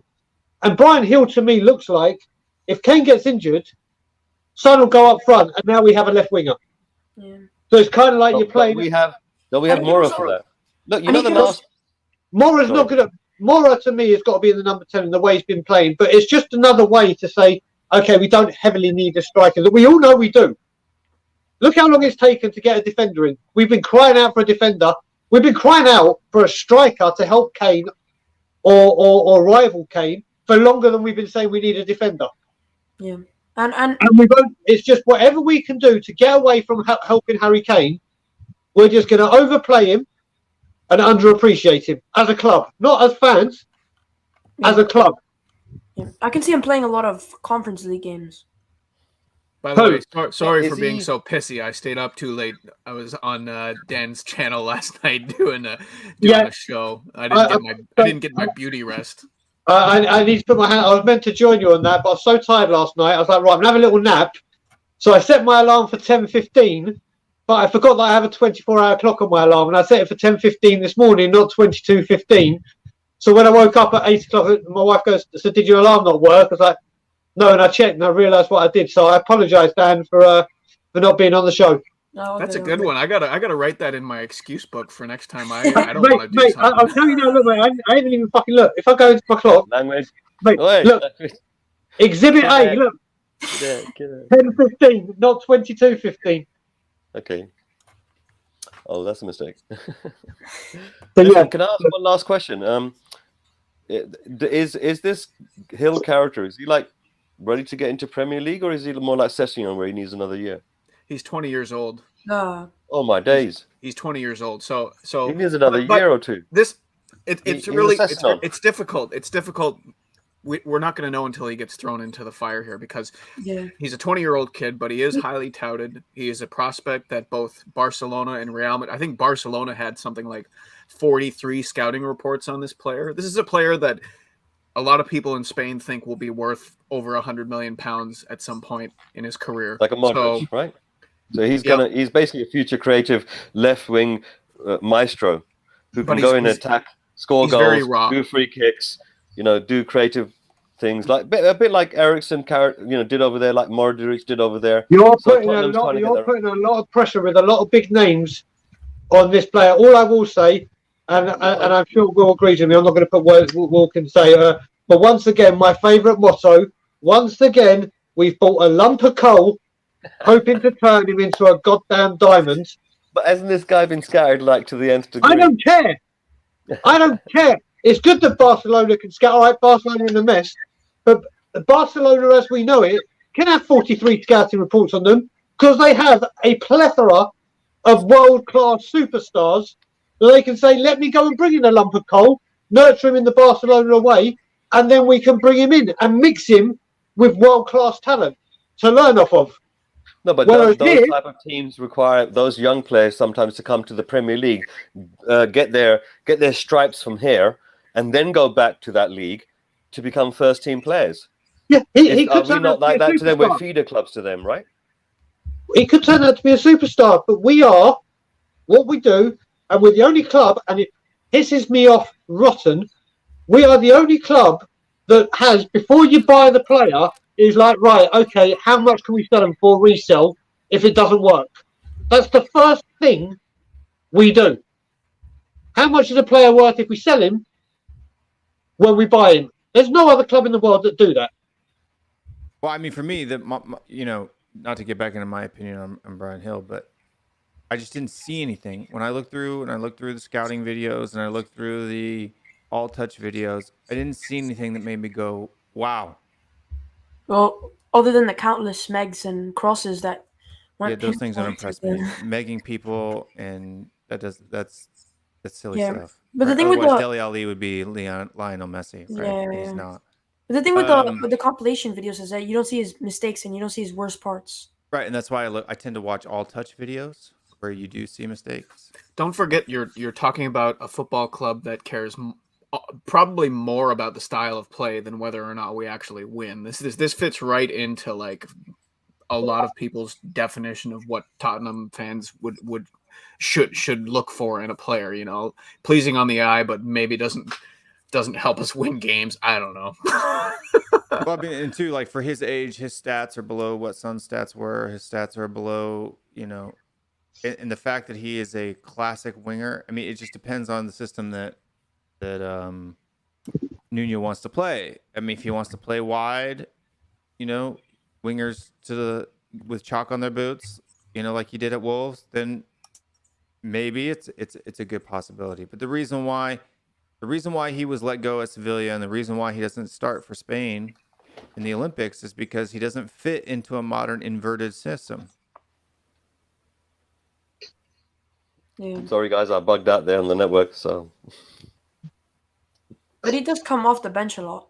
And when he does come off the bench, he usually makes pretty big difference. Yeah, but when you're 20 years old and you can't start in a U23 and you're supposed to be the next big thing, that makes me doubt that you're the next big thing. Yeah. Wasn't that the first transfer that we did? Wasn't he like the first one? Galini was first. Was Galini first? Okay, so we replaced Hart, then we bought him in quick succession, I believe. Yeah, So, we did a I couple mean, of I days. always looked at this kid coming in, and I always said to myself, is he like a Jack Clark or a Sessegnon? You know, he's a young kid coming in. Are we getting one for the future that we're going to loan out? Are we getting one that's going to, like, you know, maybe come into the Conference League? We're going to develop in-house. But he certainly didn't look old enough to be like the finished article as a first-team player. I mean, Romero is definitely that, right? So we've got ourselves 1-2 players which can go straight into a team. We've got one player that can possibly be a sub on a conference team. Correct? But we don't know. We haven't seen this kid play for our team yet. So Has he come on? Has he come on for a few minutes anywhere? In the Olympics. Yeah, Yeah, he very only impressive. arrived this week at Tottenham, Mr. K. Oh, but I the heard about the thing Olympics. that annoys me with all this, and this is why I get so annoyed and so agitated, is if you look at it, 4 years ago we were in the Champions League. Yeah. Then we were in the Europa League. Now we're in the Conference League, and you're wanting to buy for our future. We need to sort out the now. We need to address now. And we haven't. When we had Poch leave, that season when we were... I mean, I was watching something with Jamie Carragher, Gary Neville and Roy Keane today on the overlap, the preview. And even Carragher saying, between Liverpool and Tottenham, before the Champions League final, or sorry, before the Van Dijk and Alisson... Oh, don't sound strict. Don't. So, literally, we were there. And then Liverpool went there, and we've gone here. Liverpool dealt with the present.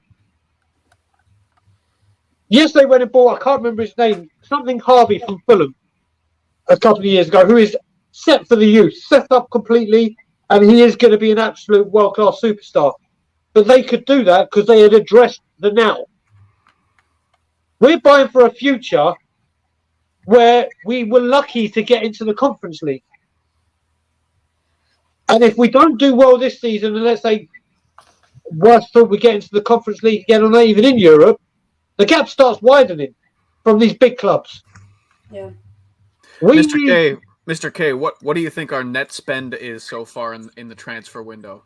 Oh, you're trying to trigger Apparently, me. over the last 10 years is 185 million. No, just this window. Net spend. Yep. The problem we've got with the net spend trying to add up the cost, it's got to do with the way that they've done their contracts. Because right now, I think one or two players, I think one player at least we've bought on a loan. So we haven't really bought him in any way. So how many players do we? So how have we paid for the other two? I'm not too sure. The question is, what do you think our net spend is right now? I don't know. I think it's about 15 million. No, we've made 3.78 million pounds. And there you go. Hold on a second. -3 what? We have made money in the transfer market. Oh my god. And there we go. Hold on. And the coup de grace. I have to address these types of comments because it's just not correct. If I own a house, am I massively in debt? That's a managed If I own a house, am I massively in debt? Where does that money go? Do you have a mortgage? Exactly.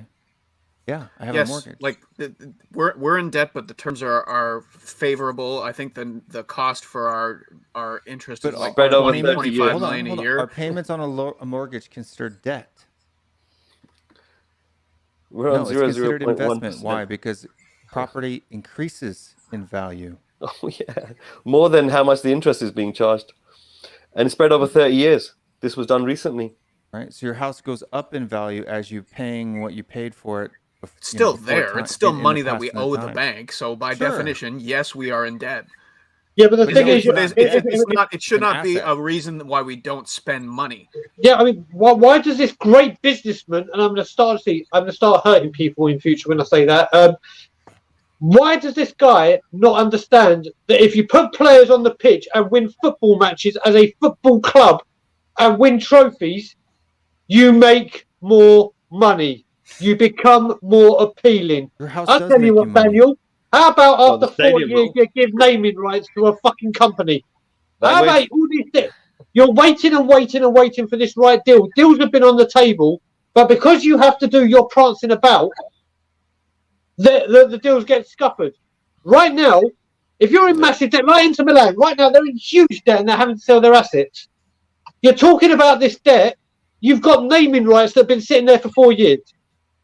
Get the naming rights done, pay some towards the debt goes down. It's that fucking simple. Language.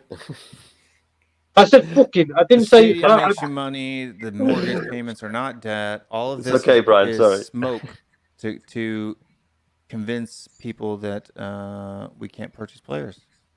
Yeah. It's a separate cost anyway. If we were debt on wages or if we were in debt on something like that, it would be different.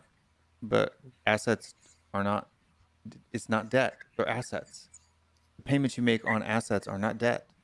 It's not considered debt from a CPA's accounting point of view. It's an appreciating asset. Yeah. Levy just overthinks things. Like if you just be Super simple. Sticker. What is the action? I can't see. The action is Halo Angel. Thank you for the super sticker. Appreciate it. Guys, I'm going to have to make a move right now. I've got a few things to do and get preparation. Don't worry, I've got to go on Tommy's channel in half an hour. Well, anyway, guys, listen. Will, it's absolutely fantastic to see you back. Cody, don't worry. That something will happen with Don Burgers, whatever his name is. And yet, kid, it's an absolute pleasure to see you again. Absolutely. I saw one of your other streams the other day, and it was absolutely fantastic. Honestly, you've got it well nailed down. I think you had everything dark around you and just yourself lit up. Looked absolutely fantastic. Brian, it's a pleasure as always. And the viewers out there, and the viewers, please like and subscribe if you possibly can. This is a fantastic channel. Put the little notification on so you know when the. I can give you feedback. What feedback? No, that's me. Someone called me on Facebook, so I apologise. Sorry, I keep thinking it's my setup sometimes. But anyway, I have my show on Tuesday nights. Talk to Kay. Yeah, so that's next Tuesday night, 11 o'clock GMT. And Will, definitely, it's a pleasure.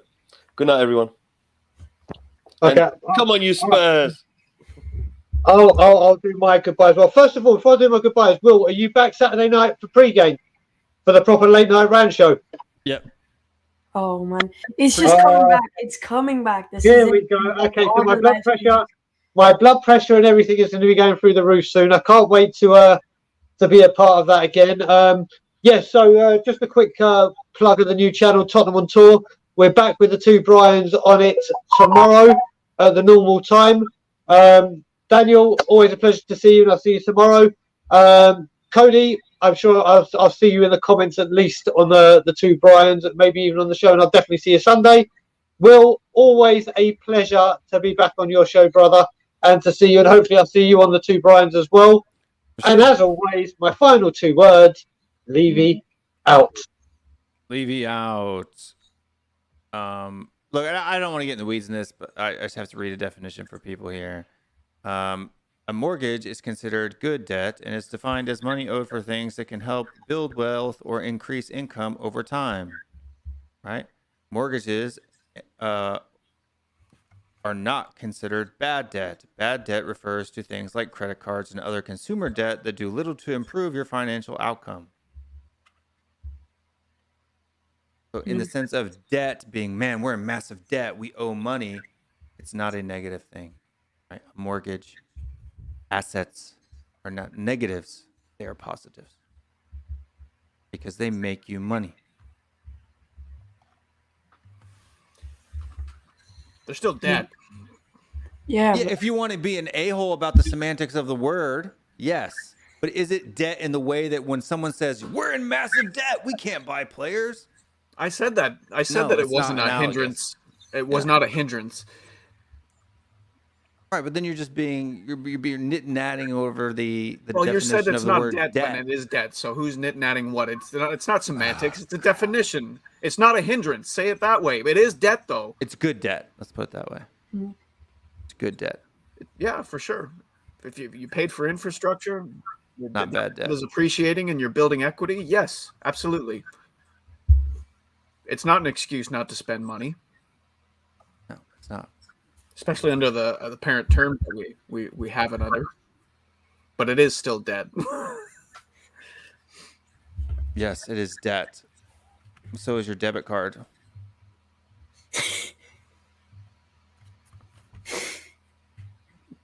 Your debit card is debt.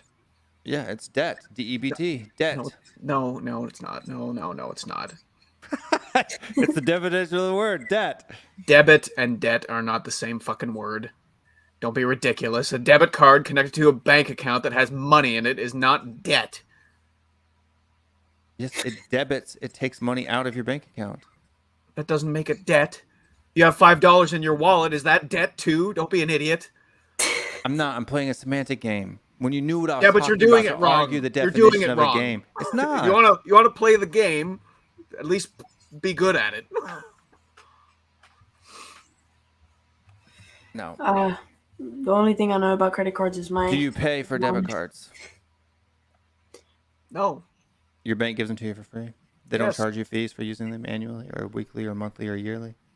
I use credit card because I get rewards on it. So I don't even Yeah. use my debit card. I don't But use it's my not a debit card is not debt. It costs you money. Okay, so you go to Wendy's today and you pay out of your pocket $5 for a milkshake. Is that debt too? Like, No, there's a debt associated with a card. there's an expense, not a debt.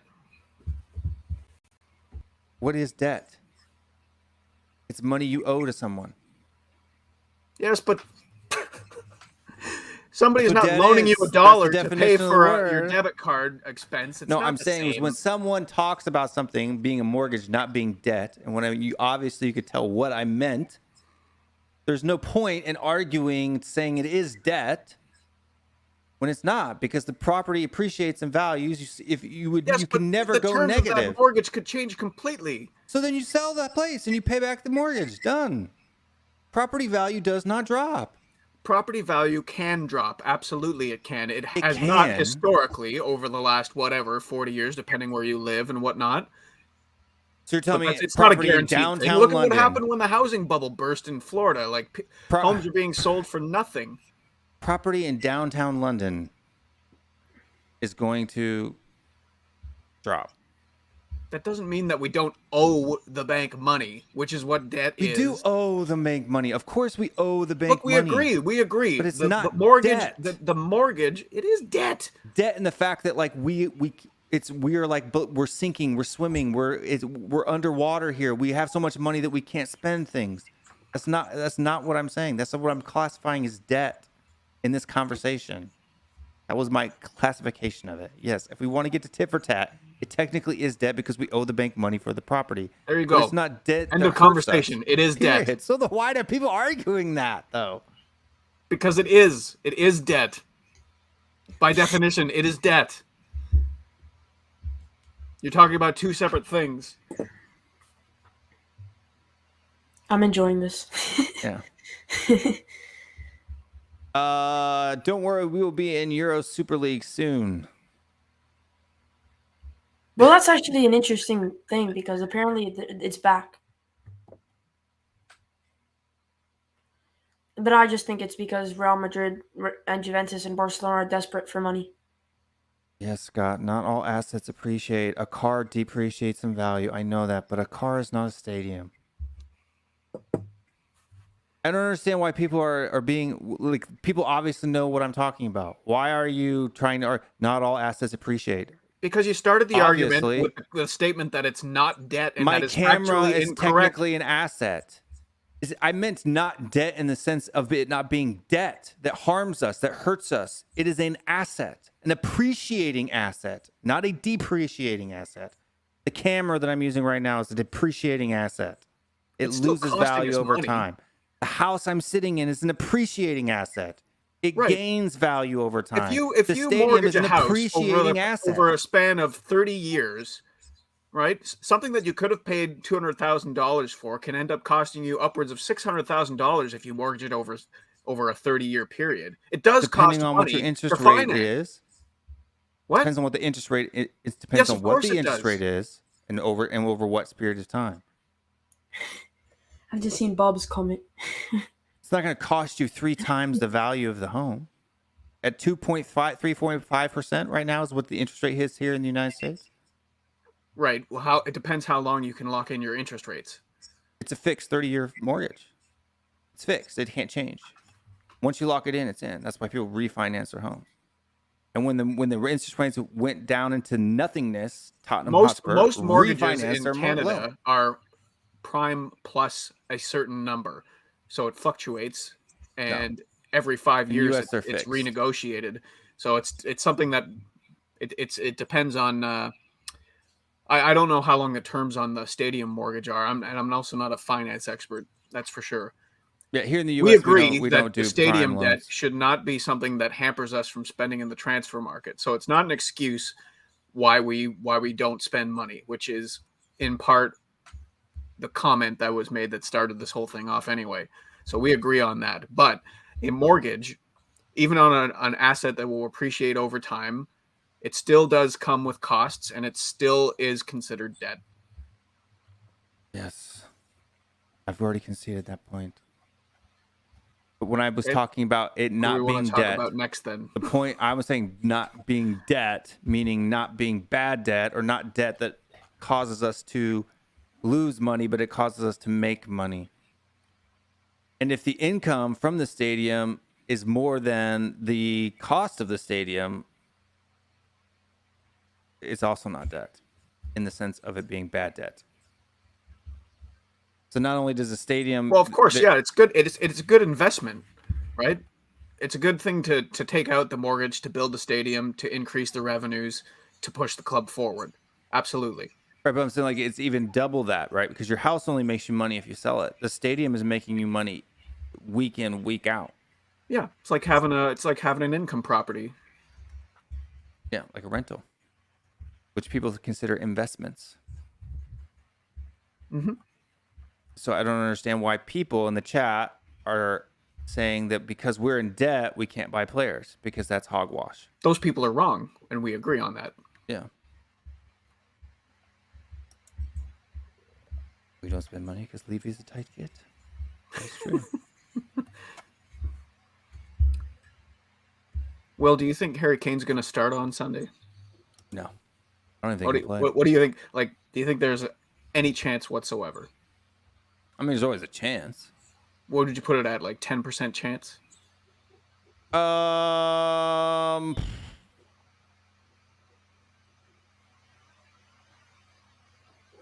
don't know, man.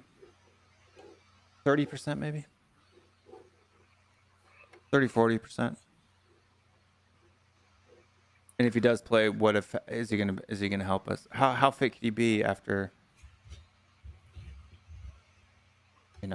what, 3 weeks, 4 weeks off in the Bahamas? Could have been training on his own. Right? Running on the beach. Could have been. Could have been, but I doubt it. I guess we'll have to wait and see. And then Steve says, if we are wrong, why is our net spend? Because Daniel Levy doesn't spend money. That's why. And our debt spend isn't 3 million. It's negative 3 million is what Cody said. We've made 3 million. Daniel Levy looks at the transfer window as a profit. We are not spending money because Daniel Levy doesn't spend money on players. Yeah. We were, before COVID hit, the third or fourth highest revenuing club in the world. And we were paying Leicester City and West Ham wages.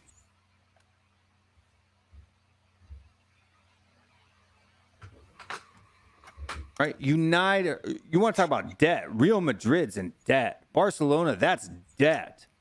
They owe so much money in back player wages and transfer fees that they can't even add on to their stadium.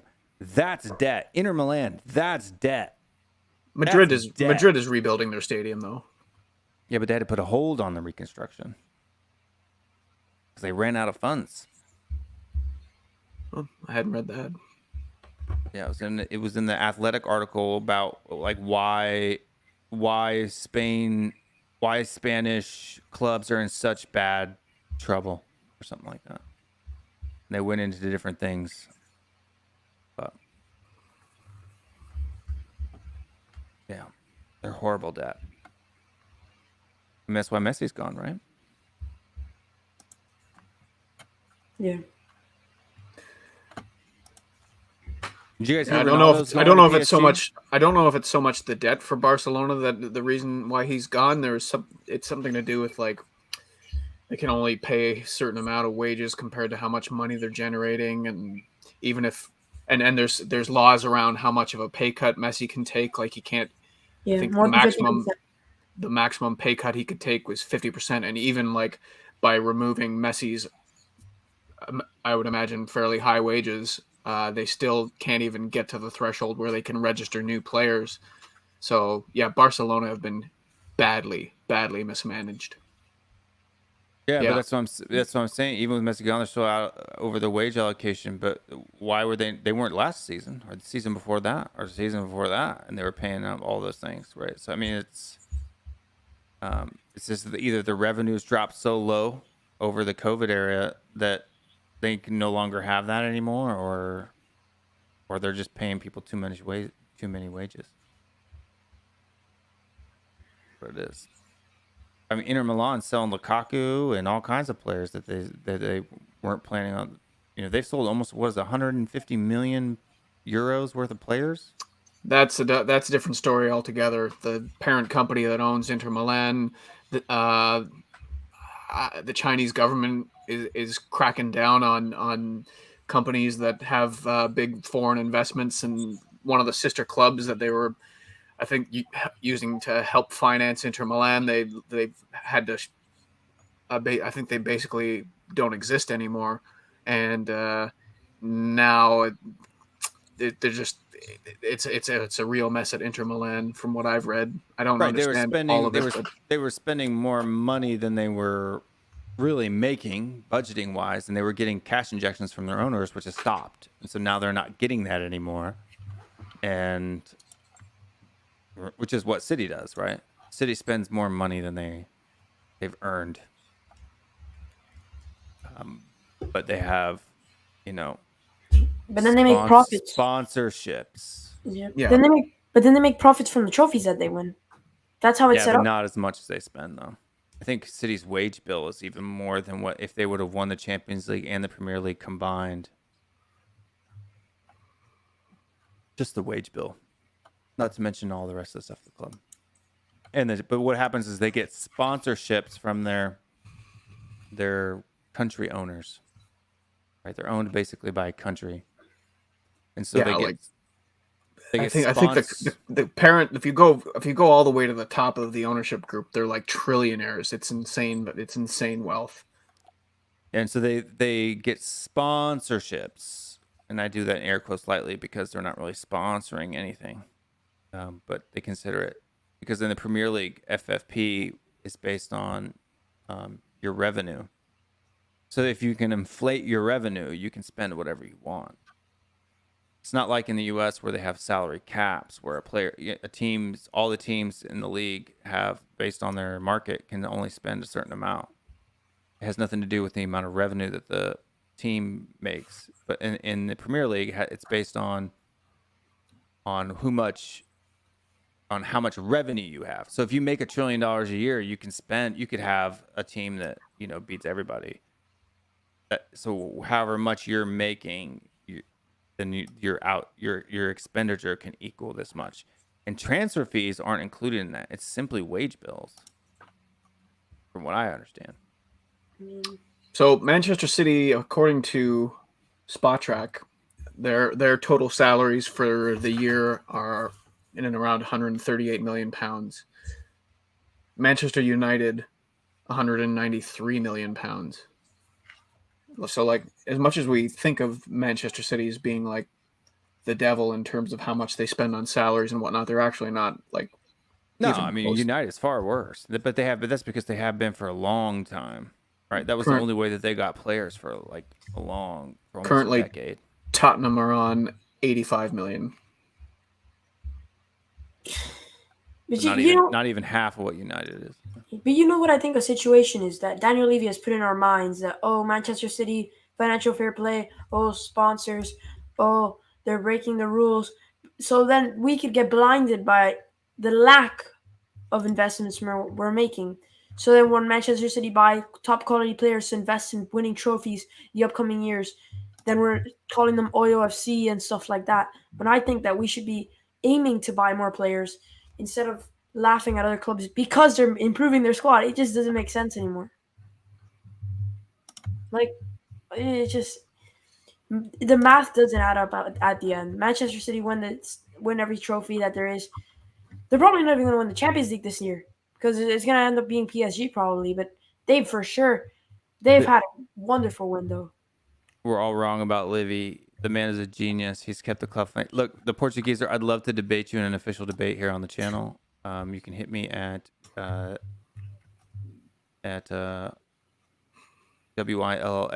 I forgot the debate email. I think it might even be in a banner. Let me see. I've yet to met a person if the Portuguese comes on and actually talks to you, but I've yet to met a person that's actually Enoch in.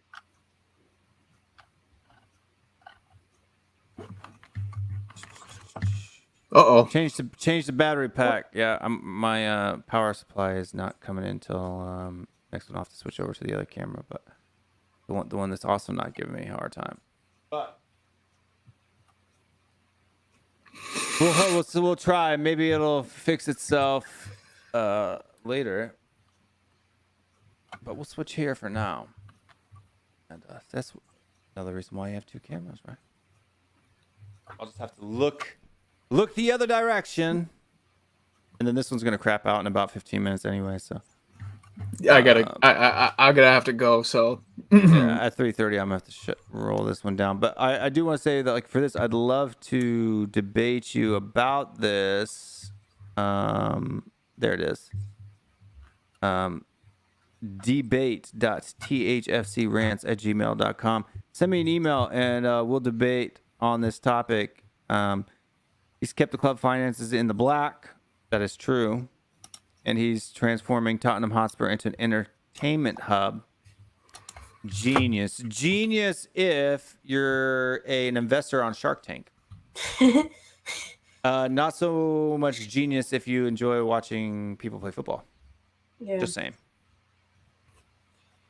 Yeah, that's another thing, because Tottenham, I think it might actually be being sarcastic here, because I've seen a few people in Twitter and stuff being sarcastic about Daniel Levy.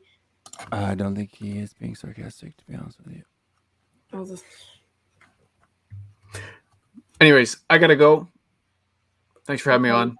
Always a pleasure. You're welcome anytime, Mr. Cody. Like, subscribe, comment, all that good stuff. Subscribe to Dan THFC, and we'll see you guys later.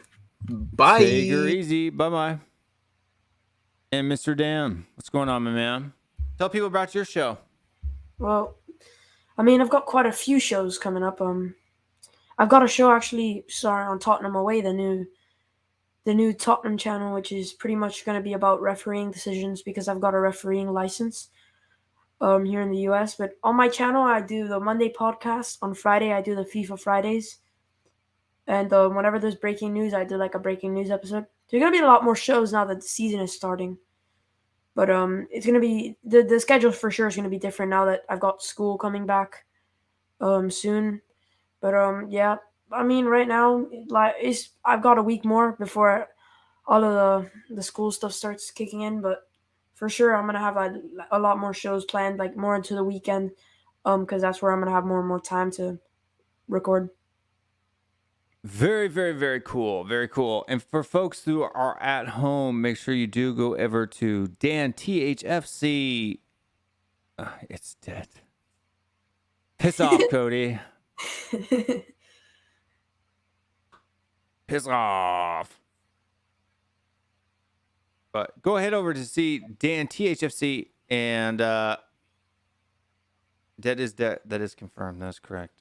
But when I hear people talk about debt, I'm talking about bad debt. there should be a whole debate video and you with Cody talking about that. Yeah, I don't know if that'd be very interesting to watch. But we do have a shiny stadium with 0 trophies. That's true.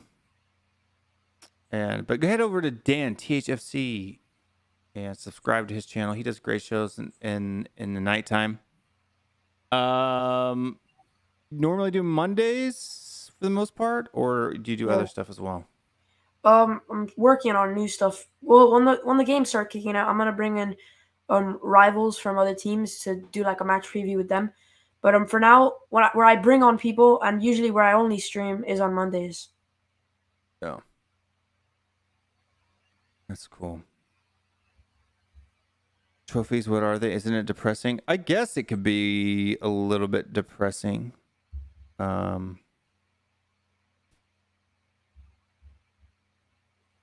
Look, I just want to see the team going in the right direction. Do I need to? Would it be nice if I won a trophy? Yeah. Or if we won a trophy this season, sure. But I'd much rather see us buying players and getting rid of bad players and buying good players than winning a trophy right now. What are your thoughts, Daniel? What do you think about that? I think the situation with the trophy is like a joke. I mean, now everybody's making jokes about us in the Audi Cup and stuff. But look, we had many chances to win trophies. We missed out on them. Like you said, I think we should just be aiming to improve the squad. Hopefully, I would honestly rather top 4 than to win the Conference League, in my personal opinion, because that means that we're growing. But there could be a lot of trophies coming. Obviously, if we don't win the Conference League, it'll be a big, big disappointment. So next season, I think there should be at least 1 or 2 trophies. I wouldn't be too worried about maybe even a cup. I think we might even win a cup or FA Cup or a Carabao Cup. I honestly don't think top 4 is in the race. If there is top 4, it's going to be through the gap of Liverpool because all the other teams are too strong to finish on top of. I think we're going to end up getting 5th, if I'm being honest. Josh, what are you doing? What's up, people? What's up, Will? Not a whole lot, man. I'm just chilling in the car, man. I was watching you guys, and I thought, why not say hello? Hello. Hello, man. Hello from sunny London. How's America? How's the US? It's sunny. Yeah. Sunny. Which part? I'm in Atlanta right now. I think it was actually raining today. To be honest with you, I don't even know. I'm in Florida, so it's can't usually say I have my windows shut down.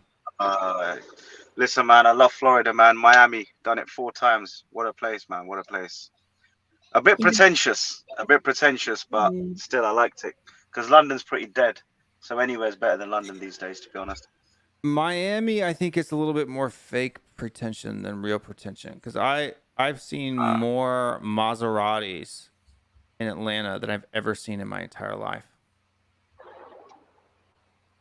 Like there's like 5 in the neighborhood I lived in. I've never even lived in a neighborhood with a Maserati before, with someone who owned a Maserati. I've never seen a Maserati. There's like 5 of them. It's like a is it like a? I mean, Maseratis are like the Italian supercars, right? Or are they not supercars? Is it even a supercar? I mean, it's like, yeah, it's supercars, but they have SUVs now too, and they have sedans as well. So the only time I feel it's something between a supercar and a normal car, if you know what I mean. It sits in its own kind of world where it gives you a bit of that Ferrari Lambo feel whilst you can drop the kids to school and not hit the pocket as bad. But that's just my view on Maseratis. But Alma, you have to tell me what a Hellcat is. I don't know what a Hellcat is. I'm new to Atlanta, so you have to tell me. But yeah, we should do a show on cars. We should do a show on cars, Bill, man. We should do a show on cars because it's American cars. I mean, over here, I'm seeing more and more. I'm seeing more American cars in London. I'm seeing a lot of Mustangs. People love Mustangs over here. I probably see one every day now, and I never used to see them. So they're creeping in, man. They're creeping in over here. Well, That's cool. Mustangs, but a Mustang here that's not really a big deal, right? Dodge Hellcat. Yeah. Yeah, I think over here a Mustang is a muscle car. It's like a statement car, and because you don't see many, when you see one, it's like American muscle, and there's something unique about that, because all we see is like a Dodge European. Charger. Do you have like a lot of Dodge Chargers? We have a lot of Dodge Chargers here now. See the odd one. You know who used to, talking of Tottenham and cars together. Do you remember Anthony Gardner, the defender? Yeah. He had an Escalade, because I used to go to the players' car park and wait for them to come out. Not every game, but half the time I go if I had time. And he had a huge thing, man, a huge black Escalade thing with everything on it, and the thing was just like a bus. And when he used to come out, you could hear him from the top of the road coming out because it's so loud. And he had an Escalade, man. It was huge though. Funny. I mean, like 20-seater You'd enjoy my truck then. I drive a Ford F350, a Ford F350 dually. Yeah, you guys got the roads for it, man. If I showed you the road I'm on now, you'd laugh, man. You wouldn't get your car on this. Check this out. I can't even pull a U-turn on a 4-lane highway, man. You would not get your... Mate, you ain't getting your car on a road like that. And that's a two-way. That's two lane. That's like, there's a car there. There's a car there. You ain't getting your car in here, man. There's like someone running across the road, man. You'd be dead. I'd get it in there. I just run over all the other cars that are over there. I got no problem running over. But I mean, it's because it's an 8-foot bed in a crew cab. So I mean, it's as long. It's about a 16-foot long. One type of car that I see a lot around here is actually Teslas, which is the most like exotic car that I see around here. Yeah, Teslas. I'd like to get a Tesla. I really like Tesla. Yeah, I don't know. I like the idea. Though. I like the idea of an engine, man. I just like the idea of feeling. No, I like car. The idea of not having to drive. There's actually a feature on the Tesla. You can add like a sound to the engine, which makes it worse, because it's like having a vegan KFC. You know, you can make it sound whatever you like. I mean, for me, it's like I just don't like driving, especially long trips. And so the United States, you have to understand that, like for us, a short drive is 5 hours, right? Where it's like you could almost drive the entire country in 5 hours. I could be at Man United in 5 hours. Yeah, I could do the length of the country. Yeah.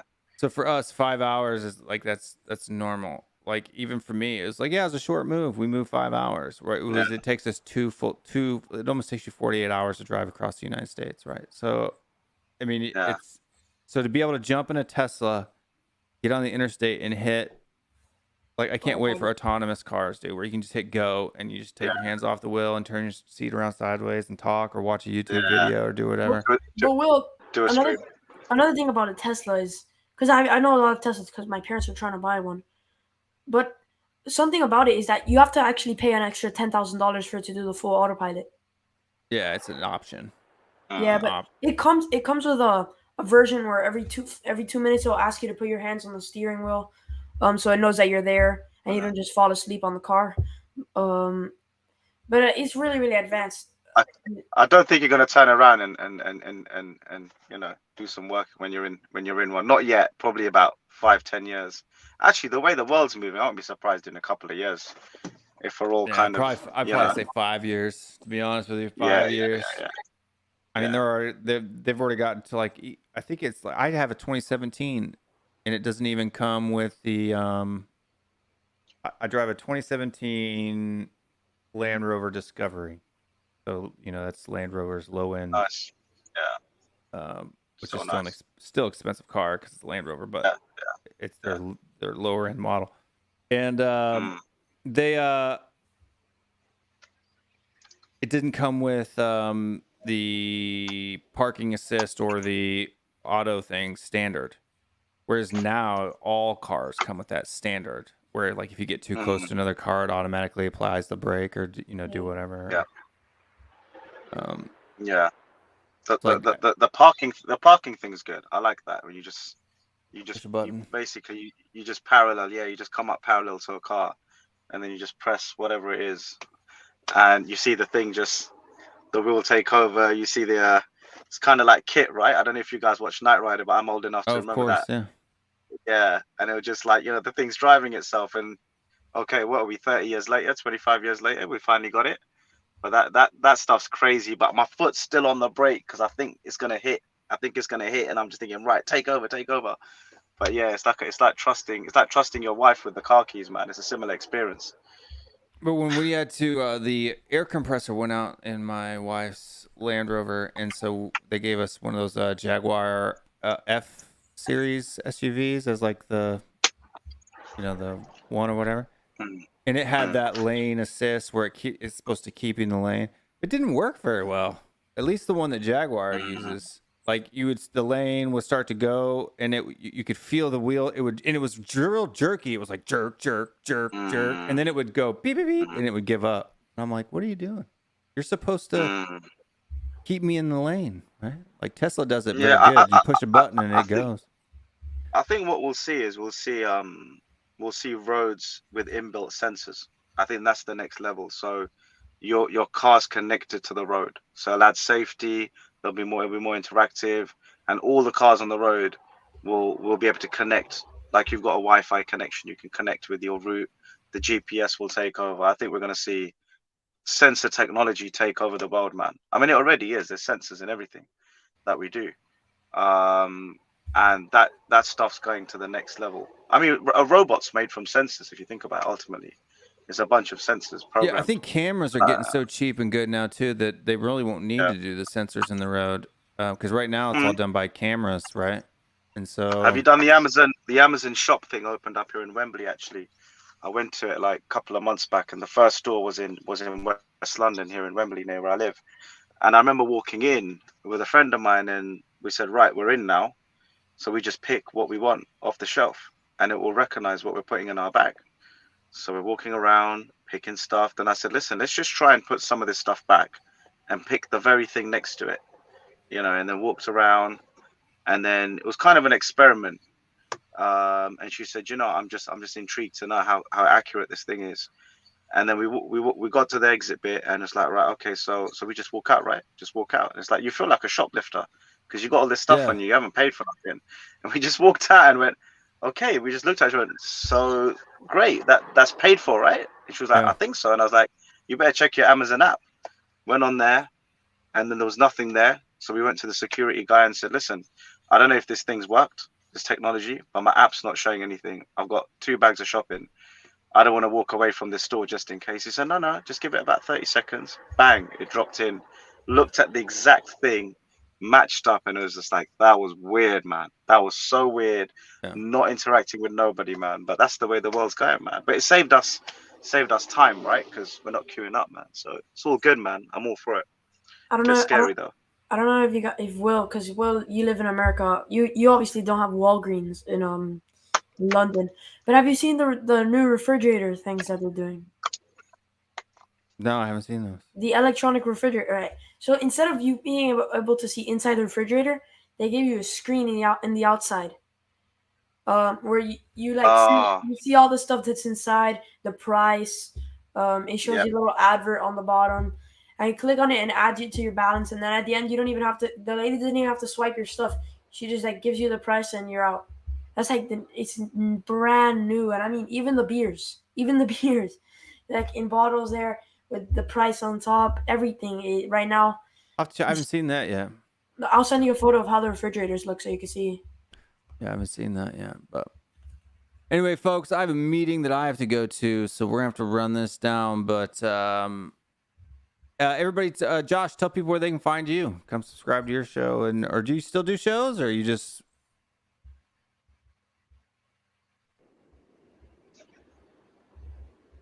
Can't hear you now. It sounds like it switched over on your audio on your car.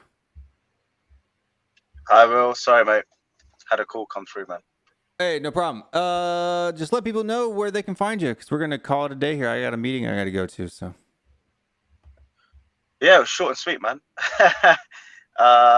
I'm on a channel called Spurs Debate TV. I haven't streamed this summer much because I've just taken a break from streaming and stuff and tried to freshen up my mind with other things. But I know from this weekend I'll be back on it.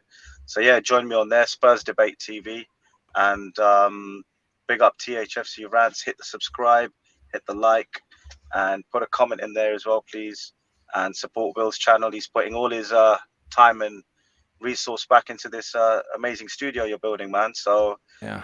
it's like a mini Sky Sports in there by the looks of it. I think about 6 televisions in there, man. So can't wait for you to have it up and running, mate. Yeah, it's coming together. I would say it's about 75% complete right now. Like my main camera died because I'm just on the battery. The power supply, the dedicated power supply hasn't arrived yet. So I'm on this one here. This one's been acting funny, but now for whatever reason, this one's working. So that's good. And then I'll have a third one that'll go up back here behind my head.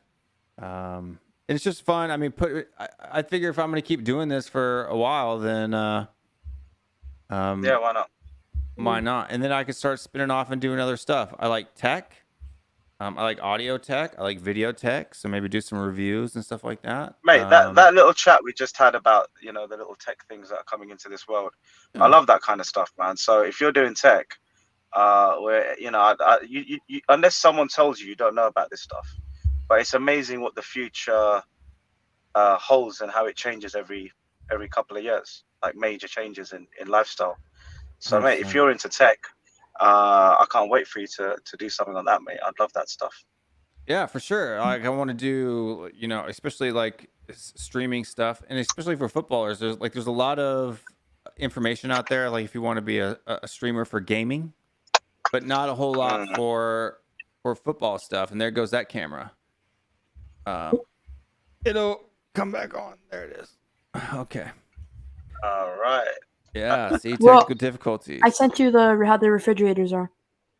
All right, cool. I will check that out, my friend. But I really do have to run, guys. I'm sorry that I have to be short with the outros. I've actually gone 11 minutes past what I had allotted for today, and I have to jump onto another conference call. So for the thing that actually pays the bills.